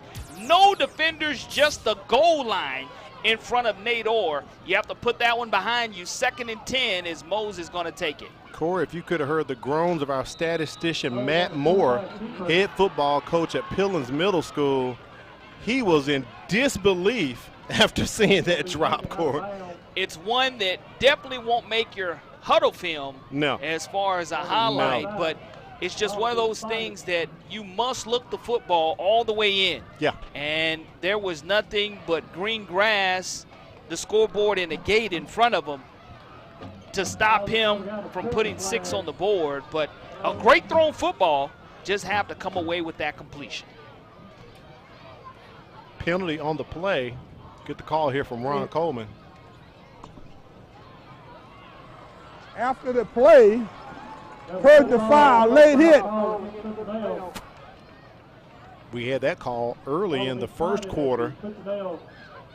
So Bryant going to benefit from the 15 yards. Going to place the ball at about the 32 of Citronelle. 1st and 10 coming up here for the Hurricanes. And you must capitalize here. If you're the Hurricanes, you've been into this red zone area. Right. Getting close to the 3rd time now. And in between the 30s is where you want to make your money. I think he's looking for Orr once again and overthrows him. D.D. Lambert was near Orr as well. 2nd and 10 coming up here for the Hurricanes. You can see the arm strength of Christian Mose right there.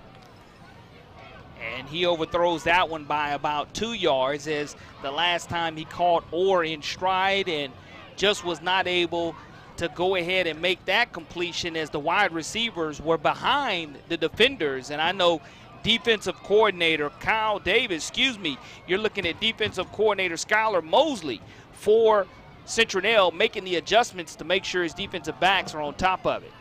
Up the middle go the Hurricanes. Isaiah Dixon. 3rd down. Hurricanes going to be short by about 3 yards, maybe 4. We'll call it 3rd and 4 here, as they're playing tempo. Hard count, trying to draw them off sides. And great discipline by Citronelle there for the 2nd time tonight, Al, on the hard count. Good eye by you, Corey, as Mose trying to catch him. Fumble as they got it over to Dixon, but Mose falls on it. Going to take a loss of about 2 yards. It'll be 4th and long here for the Hurricanes. Decision time. You go from 3rd and 4 now to 4th and 6, and there's no doubt in my mind, you go ahead and you go for this, and you go ahead and you find a way to convert, because this is the 3rd 4th down opportunity that I can recall that Bryant has had. They swing it out to Dixon. He's got one guy to beat, and now the Wildcats collapse on him. He can't beat all of them. It will be ball over on downs. The Wildcats defense holds again.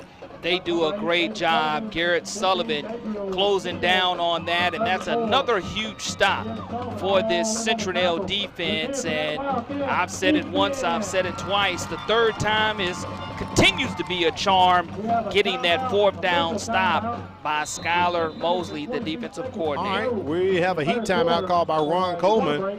We're going to check in with Kimberly Dunn. I believe we may have some audio. What's going on, Kim? Hey, I hope you can hear me now, but I'm here with Principal Campbell.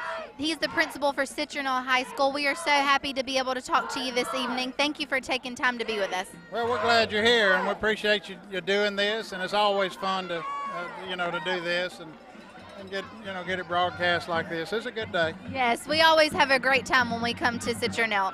So can you tell us a little bit about some exciting things that are going on at your high school? Yeah, this is another, full face-to-face school year, and we're still recovering from COVID, but we've got a lot of great things going on. We had good results with our standardized testing last year. We had improvements across the board, and we're building on that. We've got a lot of great things going on. We got, with our Signature Academy programs and building on the successes over the last several years, and especially since COVID shut everything down. So, we're still looking to build on that and gain more partnerships, and things are good. Things are good. Yes. So what athletically are some exciting things that are going on at Citronelle?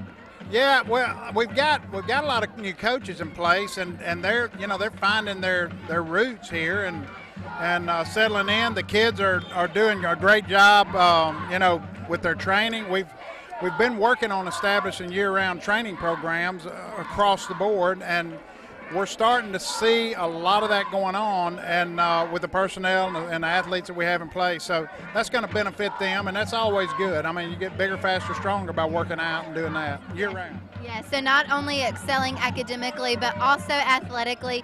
And I know that this is also an exciting year for you because you're looking at coming to a close of a legacy that you have built on for, what'd you say, 35 years?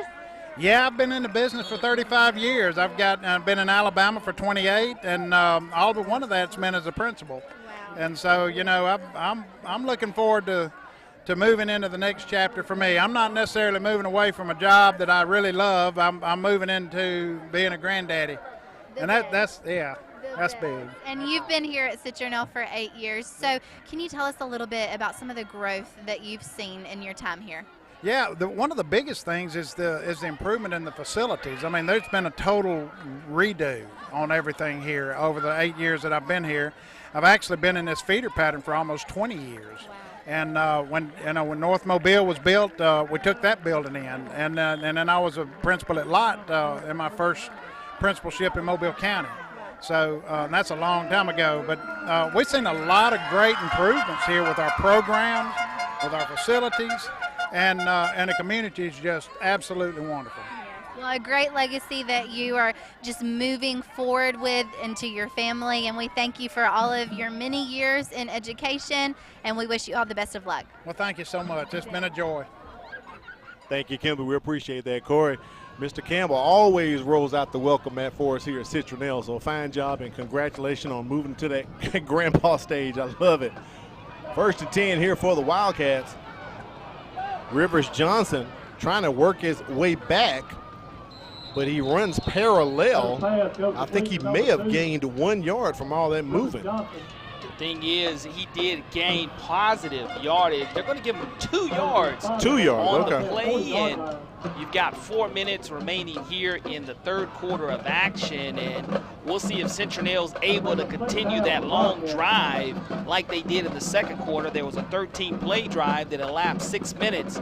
Here, if they're able to pick up another 1st down and keep this Hurricane defense on the field, it will be interesting to see the 2nd win of Carl Jackson's defense to come into play. Adams hands off to it. Audill picks up maybe 1 or 2. So looking at that 3rd and 7 or 3rd and 6 coming up here for the Wildcats as we are under 4 minutes remaining here in the 3rd quarter. Al Whedon, Corley Bounty on the sidelines, Kimberly Dunn, statisticians China Powell and Matt Moore bringing you the action tonight for the MCPSS High School Football Game of the Week.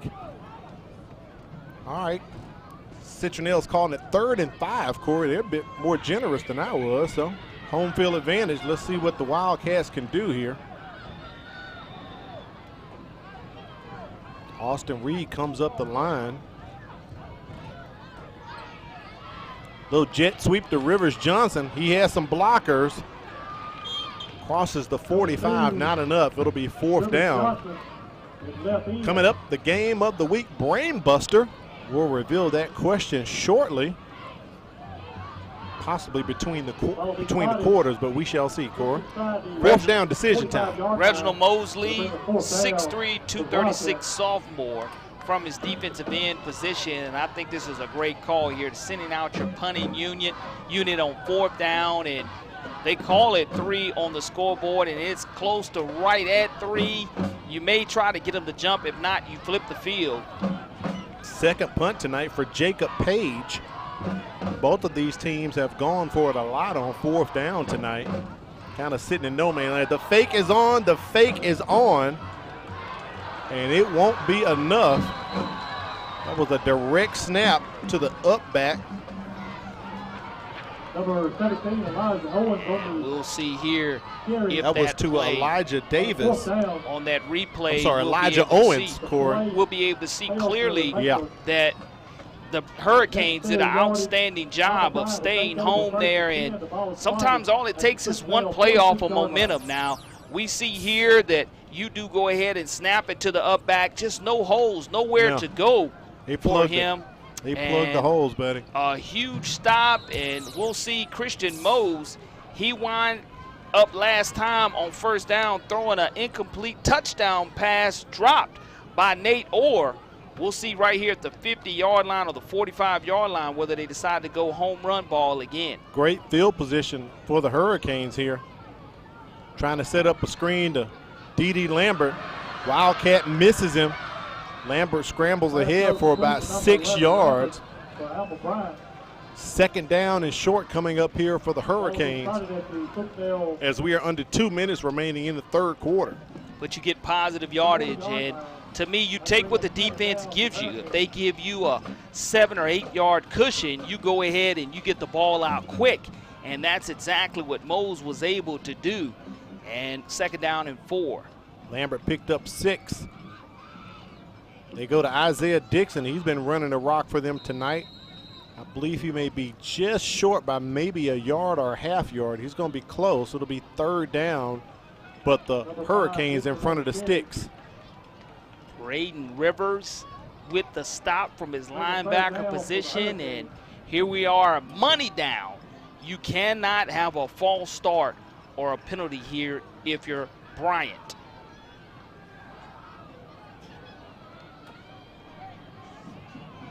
Third and short, low snap, a worm burner, but Christian Mose salvages it. Is it enough for the first down? Let's see where the official's going to put his foot at on the far side there. He's close. He might be right at it, Corey. And you look at this replay, and Mose was able to avoid disaster in scooping this up. He didn't have to fall on it, but he gets right to the sticks, and I don't know if we're going to have a measurement here by Ron Coleman on that far sideline, but they're trying to get the chain together. It got snagged, and I think when Mose was headed that way, the chain gang got out the way, Corey. Oh, you definitely want to drop it for certain, and he's going to be right at the sticks after it is determined it is going to be good enough for a first down for the Bryant Hurricanes, so the drive stays alive at 36.1 seconds. The clock will stop. He went out of bounds and picked up the first down.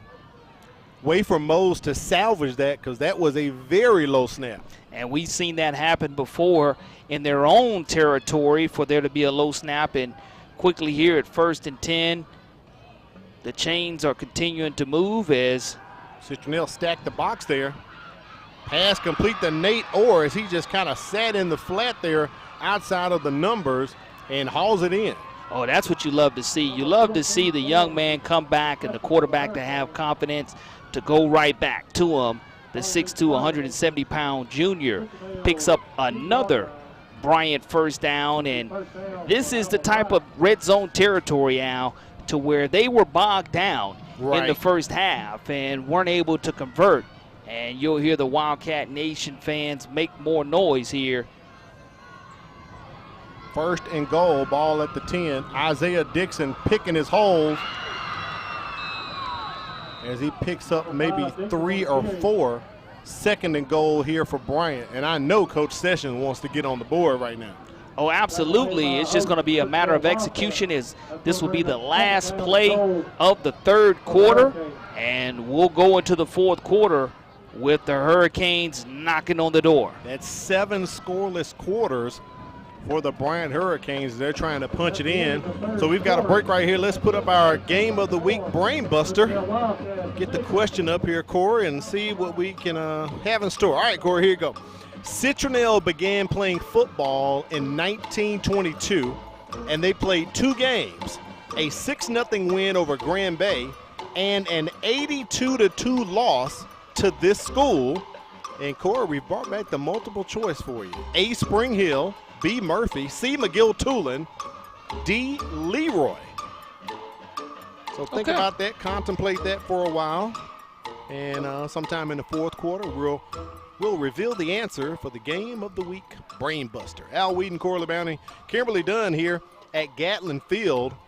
Citronelle's on top 6-0, but Bryant driving right now. Second and goal, ball on the 7-yard line as we'll start the fourth quarter.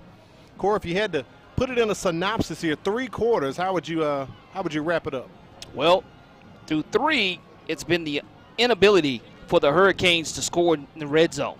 And will that be the story of the contest, or will that narrative change here as we begin the fourth quarter of play with the ball being spotted inside the 10-yard line?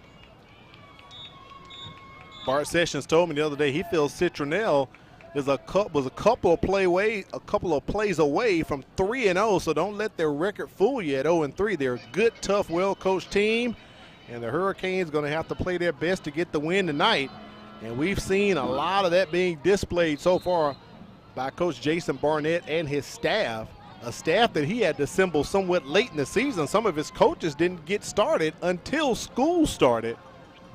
So it's been some growing pains for the Wildcats. 2nd and 7 here for Bryant. That pass too high for Isaiah Dixon. 3rd and goal coming up for the Hurricanes. And that's what we've seen. Earlier we saw him go to this check down out of the backfield to Dixon, and a little bit too tall, but now when you start talking about 3rd down and goal to go, now this is where a difference maker in the game. The defense so far has bowed up and kept them out, but I think this is 4-down territory if you're head coach Bart Sessions. Absolutely. I'm with you there. Mose rolls out. He has a guy in the back open, and the ball is dropped by DeAndre Nelson. He had a surefire 6 right there. 2nd time we've seen a touchdown drop. You look at Mose rolling to his right in the back of the end zone, just not able again to squeeze the pigskin for whatever reason. Nobody there, but here it is. You can go back and run the same successful play because you've been able to get your wide receivers open.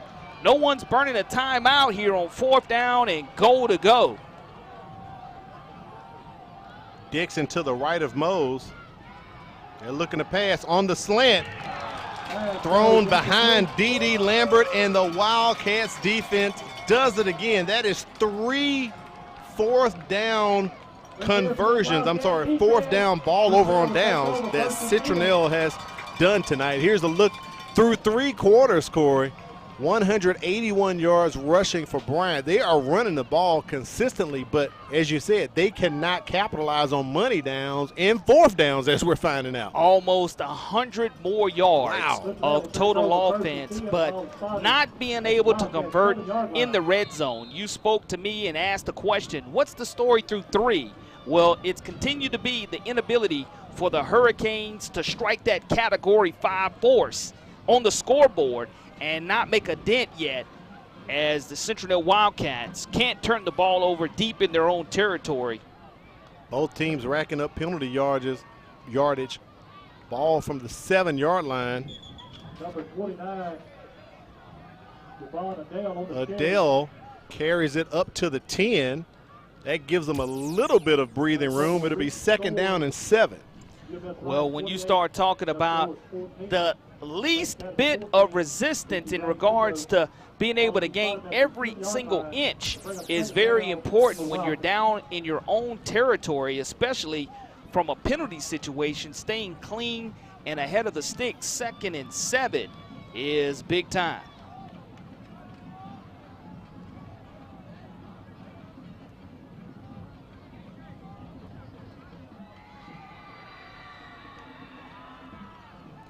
Adams fakes the handoff. He's going to keep it. Slithers his way up to about the 18 or 19.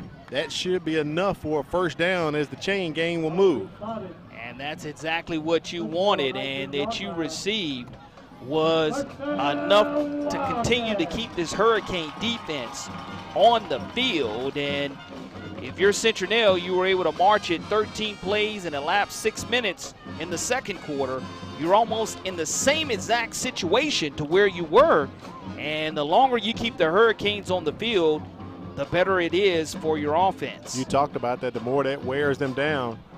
Adams' pass is complete. A.J. Chestang hauls it in near the 30. I believe that's enough for another 1st down for Citronelle. And what you start to do, you start to get successful now with the run and the pass. Justin Adams, you can look to him to continue to roll the pocket out and to get more comfortable and escape that pressure to decide whether he wants to keep it himself or find a receiver coming back to the football. But Citronelle in no hurry here, taking as much time as they can on the play clock.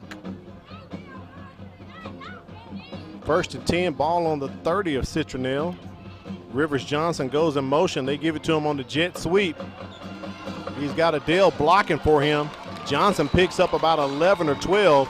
Great play call right there by the Citronelle staff. Moving the sticks once again is what's huge for them, and you're in a situation to where you are moving the sticks and continuing to have the Hurricanes on the field. And I think that a timeout, if you're able to pick up 1 or 2 more first downs to regroup defensively, should be coming up for the Hurricanes.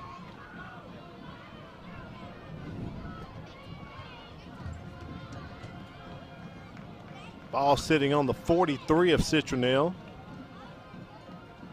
Toss it out to Adele. And he is wrapped up behind the line of scrimmage. Possibly a loss. His forward progress may have gotten him back to the line of scrimmage. And you look at this, one thing about the tosses, we saw it in the LSU-Florida State game. Yes, we did, back on Corey. Labor Day weekend. Anytime you throw that toss, you risk fumbling the football. Right. And you want to make sure that you hold on and you keep clean in regards to having a sustained drive without any turnovers or penalties. That's the difference in between wins and losses here in high school football, and really in any football game that you play, taking care of the football and go ahead and stay ahead of the sticks down in distance. No gain on the play. 2nd down and 10 for Citronelle. Ball at the 42. Adams just going to keep it. Reverses field. Got some room. A flag comes in from White Hat Ron Coleman. Yeah, that's going to be an easy holding You know what that's going to be, Corey. You're right. Dwight Malone was held on the play. Offense. So that'll push it back 10 yards from the spot of the foul. And you look at Malone get into that backfield after the change of direction, and you'll see right there a handful of jersey by Clarence Rivers, and the officials were on top of it. Now you're behind down in distance, and if you are the Wildcats with the clock stopped here, you want to make sure as it's ready for play, the clock winds, that you do not turn over the football. That is the biggest thing right here with 7:55 remaining in the fourth quarter, Al, is to take as much time off the clock as you can. Correct. And to go ahead and make sure you don't turn it over. And I think Coach Jason Barnett is going to burn the timeout right here to save it at 7:44 remaining in the contest.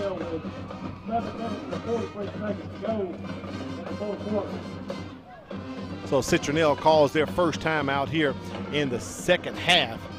If we're able to get the Game of the Week Brain Buster up question, we can go ahead and reveal that answer for you, Corey. Fellas in the truck can make it happen. Let's see what we can do. All right, so here we go, Corey LeBounty. Citronelle began playing football in 1922, and they played 2 games, a 6-0 win over Grand Bay and an 82-2 loss to this school. Who do you think it is, Corey LeBounty? Well, I'm going to go with either B or A, but I really think that I want to go with A. You want to go with A? All right, let's see if Miss Diane punches it up. And, Corey, you are correct. Spring Hill, as in Spring Hill College, they had a high school during that time.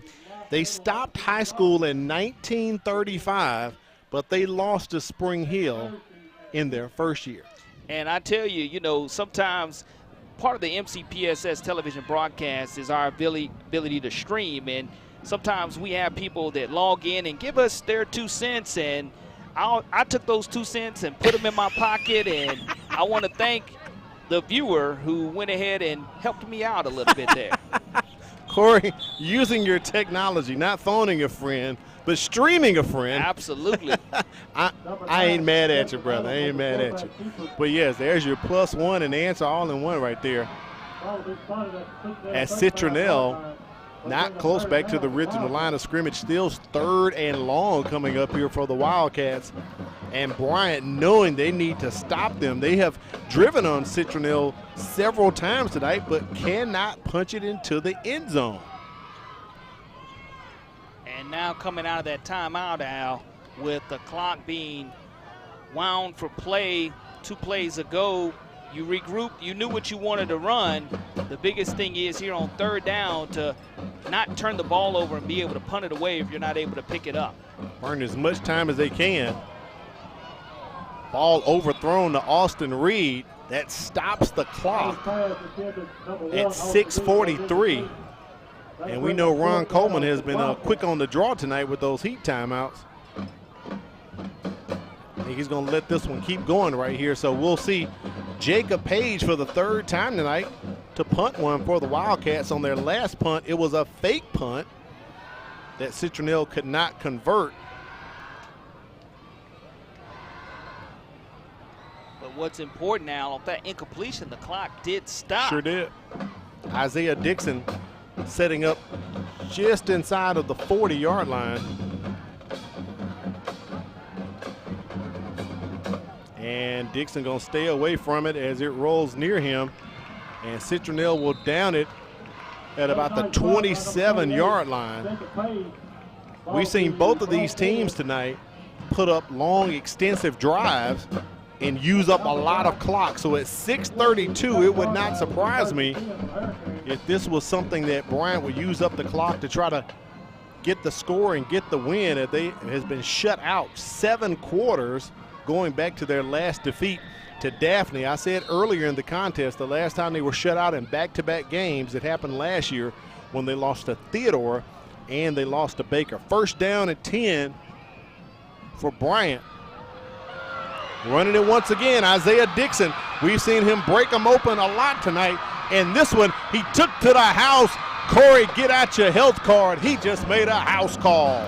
Well, in that situation, you talk about an 8-play drive that did not result in any positive points on the scoreboard, but wow, one big play is the difference maker for the Hurricanes, and they finally, he had a tropical storm. Sure did. In the red zone area, and there is the Category 5 Hurricane hitting the scoreboard there. That is a 73-yard touchdown run by Isaiah Dixon. Bryson Gannon on for the extra point. This one is huge. And he puts it through. Bryant takes the lead 7-6 at 6:20 remaining here in the ball game. Let's take a look at that replay right quick. Straight up the gut. We've seen him do this a lot tonight, Corey. And he was barely touched. Great job of blocking down the field. And it was all nothing but hitting the tape in the finish line for the running back Dixon, and that will definitely put him almost at 200-plus yards. One play, 73 yards, wow. Only 14 seconds that it took for him to score. And just like that, the Hurricanes had been sputtering 3 or 4 times. They had gone 7 quarters without a score, and boom, just like that with the extra point, they take the lead. Bryant has clawed and clawed and clawed and finally found themselves back into this ball game. And Corey, you're right, Citronelle hit right there with a Cat 5 disaster as Dixon explodes up the middle. We've seen him do it several times, as I said tonight, but they just couldn't get the outcome, which is a score. And that was huge. I mean, he had been breaking into the secondary, but now we're really going to see what the Wildcats are made out of in regards to coming back after trailing for the first time tonight on the scoreboard. And it couldn't come at a better time for Bart Sessions and his offense. It's the infusion, just a nice 8-play drive. The defense comes away with a nice stop, and here it is, one play, and just like that, Al. Just like that. That's how it can happen in the game of football. Great blocking by the offensive line, Corey. You could see Wildcats just falling backwards, being pushed down, and no flags on the play. Keep that in mind. We've had a flag fest tonight, but no flags on the play.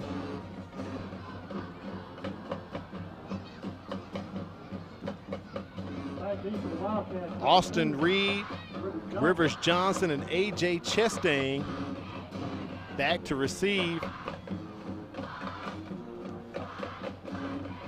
The kick coming from Bryson Gannon.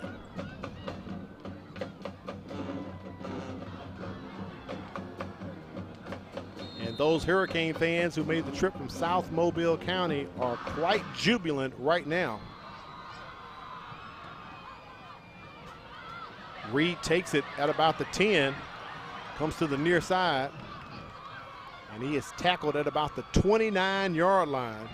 So at 6:12 remaining in the ball game, Citronelle is going to start this drive. But before we start, Corey, yes, there is a flag on the play. And if it's against Citronelle, that could be critical from a field position. It's going to be an illegal chop block. Yep, that's going to push him back right there. An inopportune time for a mental mistake to occur right there. And as our statistician Matt Moore said, half the distance there on that kickoff. And it's one of those to where Citronelle, they have put together a 13-play drive and had an 8-play drive that stalled out after 4.5 minutes coming off of the clock. And now let's see if they're able to dial up offensively.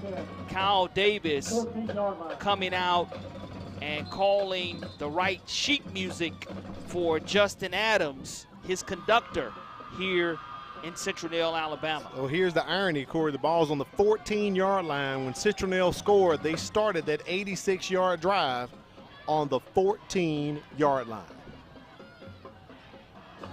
Adams keeps it, runs into a wall of Hurricane defenders, but he picks up maybe 2 on the play.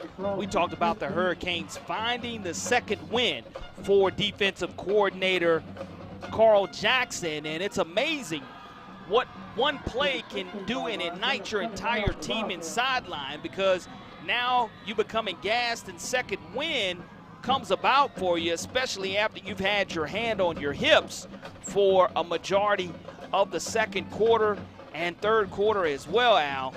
Ahead of the sticks are the Wildcats at 2nd and 8. 2-yard pickup for Adams right there. They bring Johnson in motion again, a low snap. Not the time to have that. He releases it, almost picked off by Bryant. And it's going to be a roughing the passer. Jordan James almost picked it off, but you're right, Corey. The flag comes in. Take a look at the replay here. I think that is going to be called on Kurt Carden as he was in the vicinity. It's either that or holding. But we'll see what Ron Coleman talks about. Right there, roughing the passer, automatic first down. So as you called it, Corey, roughing the passer, that's an automatic first down for the Wildcats. That's going to get them kind of out of that hole, give them some real breathing room, but unfortunately you don't want to give them the break right there, as Bryant just did. They're going to place it at the 31-yard line. Well, you have home field advantage, and you have the Wildcat Nation here on your sidelines and in your stands. And now on the far side of the field, let's see if they decide to roll Justin Adams to the strong side and the far sidelines here, which will be Citronelle's boundary, or they decide to keep it on the far boundary. Adele with the carry. Gets past the 35-yard line up to about the 38. Nice carry right there by Javon Adele. Yeah, positive yardage, though, is what you want to see, as you see the nice clean handoff, and you see him patiently waiting and bouncing to the outside on his offensive line, doing a good job of not holding there, and you bring up 2nd and 4.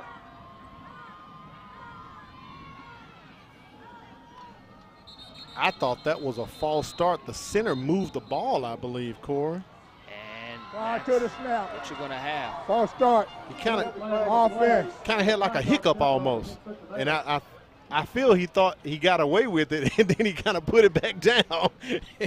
And then he hiked it, but they got him. So that's 5 yards. 5 yards against Citronelle. Not what you want to do there. Now 2nd and long here, about 2nd and 9 coming up for the Wildcats. What you want to allow here, though, is Justin Adams. When you're right in the middle of the field, you allow him to go ahead and look to his left and his right, and he's going to run to that strong side, which is the right side, and the Hurricanes almost have to build a wall. They sure do. Kept it in outside of the numbers right there. Gets near the first down marker. I believe he may be a yard short. Maybe about 2 yards short. Ball's going to be spotted at the 39. Well, here it is. We talked about the money down for Coach Sessions and being able to have money down movement. We'll see if the defensive line is able to hold. Rivers Johnson goes into motion on the jet sweep. They give it to him. He cuts outside the numbers, past the 50, and brought down. That may be a horse collar, Corey, as he was tackled outside of the boundary. The clock does stop, and we're able to take a look at the end of this run as he bounces to the outside as the Hurricanes lose containment. And right here at the end, when you pull him down, the flag does come out.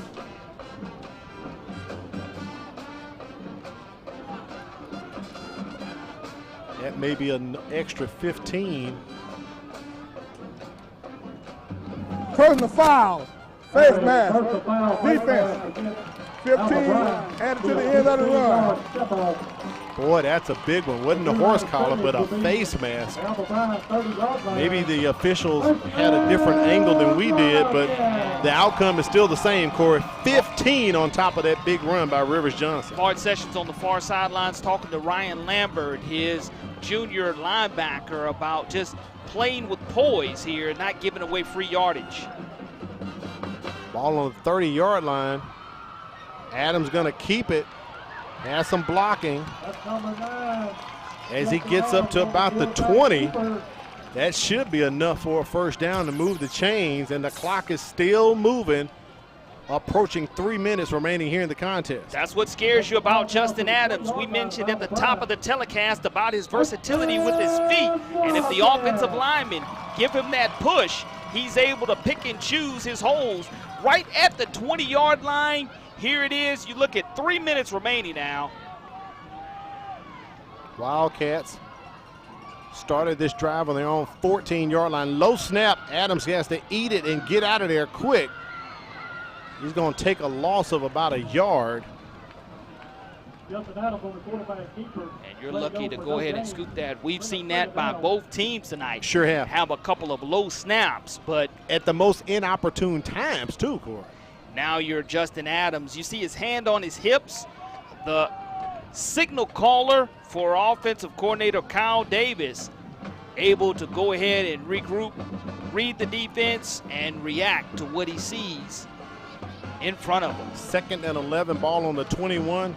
It's a low-scoring affair tonight. Another low snap. Adams recovers, tosses it to Rivers Johnson, who reverses field. A flag is thrown. 2 flags come in as Adams just tried to salvage something. We talked about that at the top of the telecast, his ability to make something out of nothing. But I don't know if he did a little bit too much on that one, Corey. Maybe a holding as well with the late flag. Blind side block on the offense. And we'll see here, as with the both penalty flags in the area, another back-to-back low snap by your center, Clarence Rivers. And the crackback right there. It was an easy call for Ron that Coleman. Unfortunately, Austin Reed against one of the big linemen of Bryant. 2:01 remaining, pushes Citronelle back to the 50-yard line. And Corey, the line to gain is the 11. 2 timeouts remaining for Citronelle. And you're not going to get it all in this one play. And the stands come alive as the fans are rocking. Another fumbled snap. Adams releases it, throws it out to Rivers Johnson, and he hauls it in as he and the defender were fighting over the ball. Braden Lee, Rivers Johnson pulls in a big snag for the Wildcats. There's a flag here at the line of scrimmage, looks like. It is, Corey, as Matt Davis is pleading his case to the official. But what a grab by Rivers Johnson, and it'll be all for naught.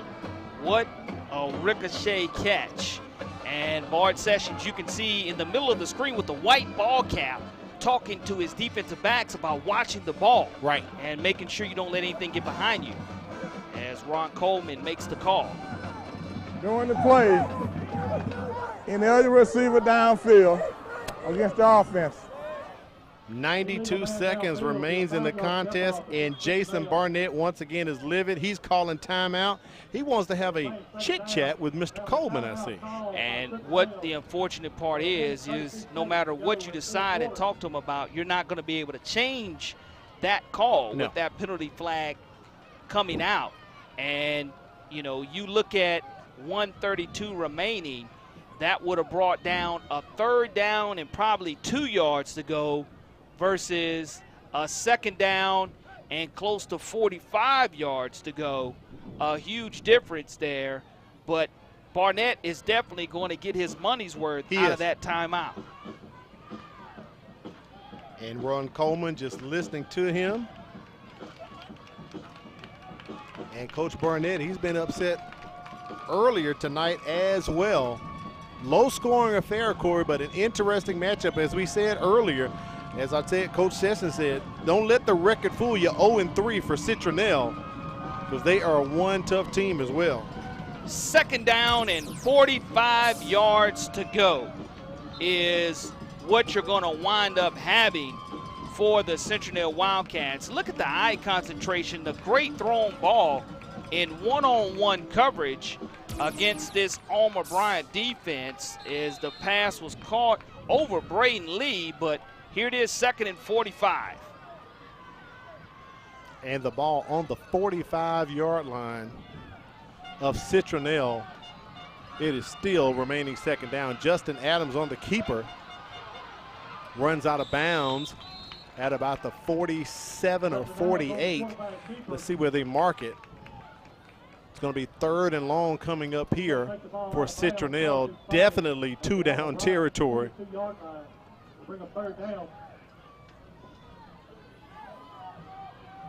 Probably close to 3rd down and 33 or 34 yards to go. Yeah, they're marking it at the 47 of Alma Bryant. And you're looking at 4 defensive backs for the Hurricanes. Adams going to keep it, can't find anyone, fumbles, recovers his own fumble near the 37-yard line. And I believe at this point, I think Coach Jason Barnett is going to call timeout. Corey, I've been thinking about it as well as you have. A couple people in mind for our Career Tech Education Player of the Ball game. But this game's still up in the air right now, but I got a couple candidates in my head. Yeah, it's going to come down to this Hail Mary in this 4th down situation. If you're Bryant, you cannot commit any silly personal fouls.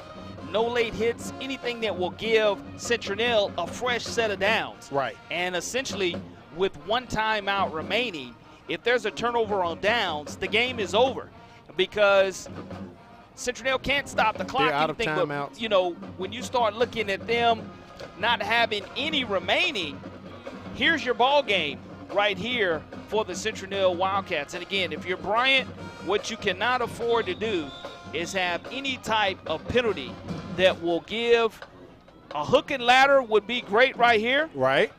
You like the hook and lateral, but also when you throw the ball, you want to make it to where it's a jump ball situation. The line to gain is the 11, I believe. Or I believe it's the 11 or 10 to get a 1st down. So big play right here for the Wildcats. And we have a penalty on the play. False start. I believe so. And if that's the case, that'll push him back 5 yards. But you look at the trips, Al, it's a jump ball situation, no matter how you look at it, for the wide receivers. Now, illegal substitution on the offense. So a legal substitution pushes them back. Not sure who came in late.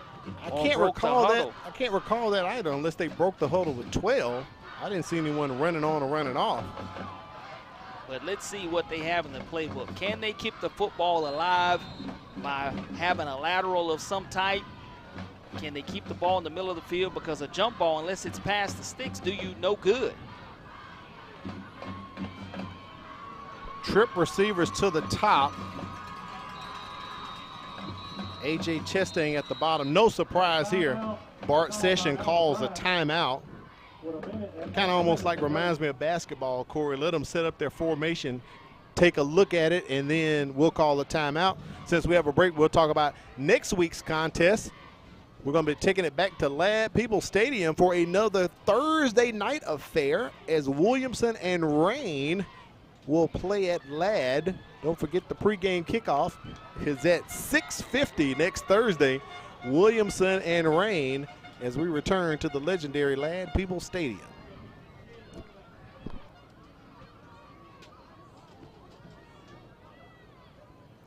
And some other scores from around the area. Saraland leading Spanish Fort 20-10, and Daphne leading Davidson 33-21.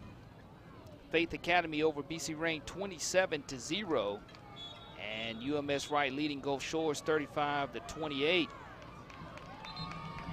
Baker leading Foley 42-21. Some great high school football being played tonight. And it's going to come down to this, Al, for this MCPSS television broadcast. 1 minute, 8 seconds. 4th down for Citronelle. Adams rolls out. He's looking to heave it, trying to get it to A.J. Chastain. That was some contact. Incomplete. Ball over on down. Citronelle can't stop the clock. They are out of timeouts. And it looks as if Bryant is going to get the win, Corey. Well, let's talk about regarding no fumbles. Let's talk about the game a year ago and how the Hurricanes weren't able to go ahead and complete the deal and seal the deal. Correct. Now it is 1 year later, you're able to come down on the road, and here in the fourth quarter where you had been bogged down, all of a sudden you have been churning, and Category 5 hit you all of a sudden, and now you're able to take a knee in victory formation. Take a look at our Career Tech Education Player of the Game. We'll get it up here. And, boy, he had a great night tonight. Isaiah Dixon for the Bryant Hurricanes. He ran and ran and ran. And finally, the last one was the one that brought it home, a 73-yard touchdown, as Isaiah Dixon is our Career Tech Education Player of the ball game. And Bryant is going to get the win tonight, Corey, 7-6. And when I say it was hard fought, it was hard fought tonight for both of these teams. It really was, and I mean, that's the type of exciting game that you wanted. Anytime you come out here to Citronelle between your 7A matchup with the Hurricanes and your 5A matchup with the Wildcats, and it came down to a defensive struggle, but not enough offense for Citronelle, just enough offense for the Hurricanes. Correct. And when you say a defensive struggle, Corey, in the back of my mind, I had not ruled out. I was thinking about nominating the entire Citronelle Wildcat defense for the Career Tech Education Player of the Game. They had 3 fourth-down stops on Bryant tonight that were huge. In the red zone area, and that's something that you have to find a positive in this loss if you're Jason Barnett, and the positive can be the way that your defense played, and it came down to a couple of more plays that the Hurricanes were able to make, and that big-time 73-yard rushing touchdown by Isaiah Dixon. And, again, he wound up with over 200 yards rushing on the contest, and none more bigger than in the fourth quarter. Yeah, that one, it really, really counted. He had burst off a couple of them earlier in the ball game, but Bryant couldn't capitalize. They were shooting themselves in the foot with penalties, couldn't convert on 4th down or 3rd down. and they just could not get points on the board. But at that time, when he went and hit the hole, but he had some great blocking from his offensive line. And credit the offensive line, and that's what's huge. Anytime you're able to have that type of push up front, that's exactly what you have to ask for. And this offensive line of Ian Crosswhite, Fisher Fountain, Billy Gilmore, Xavier Santiago, and David Maples. Billy Gilmore, the big center, 6'3", 280-pound senior, is the one who is committing to Troy. But look at the rushing yardage, 254 rushing yards. That's more total yards than Citronelle has. And you start talking about the turnovers, which were kind of a push, one apiece. Right. But the penalty yardage was extreme tonight, but 7-6. Both teams will be happy. You look at next week, Alma Bryant at MGM and at Faith Academy back in region play for the Citronelle Wildcats. You're right about that. We're trying to effort with Kimberly Dunn. She has the winning coach, Bart Sessions, with her right now. Coach Sessions, congratulations on pulling off the win. How do you feel about your team's performance tonight? I tell you what, anytime you win a one-point ball game, scoring in the fourth quarter, and then stop them right there at the end while they're taking shots in the end zone, you got to feel pretty good about it. You know, we have so much respect for Coach Barnett and for this team at Citronelle. They're going to win some ball games. They're still going to be a factor for a playoff run. They're a really tough opponent. So for our team to come up here and beat them at their field is a huge accomplishment. Could not be more proud of our assistant coaches for just staying resilient. Our players just continue to work. You know, it's a great night to be a Cane. Yeah. So what adjustments are y'all going to make in preparation for your region game next week? You know, just got to keep growing. You know, I mean, obviously we know Mary Montgomery is a fine opponent, and they're going to give us everything that they've got. So we got to go out and play a great game if we want to have a chance to win. All right. Well, congratulations again, Coach. I'll let you get with your team. Thank you, Kimberly. Bryant breaks the 2-game losing streak to Citronelle with the win tonight. Next Thursday, September 15th, we're going back to Ladd Stadium. It's Williamson versus Rain. Make sure you join us for the pregame kickoff show at 6:50. Man, we appreciate you joining us tonight for this contest. For China Powell, Matt Moore, our statisticians, Kimberly Dunn on the sideline, Corley Bounty, I'm Al Wheaton. Thanking you for joining us for a great ball game tonight. Bryant comes back late in the fourth quarter to get the win, 7-6. Have yourself a great weekend.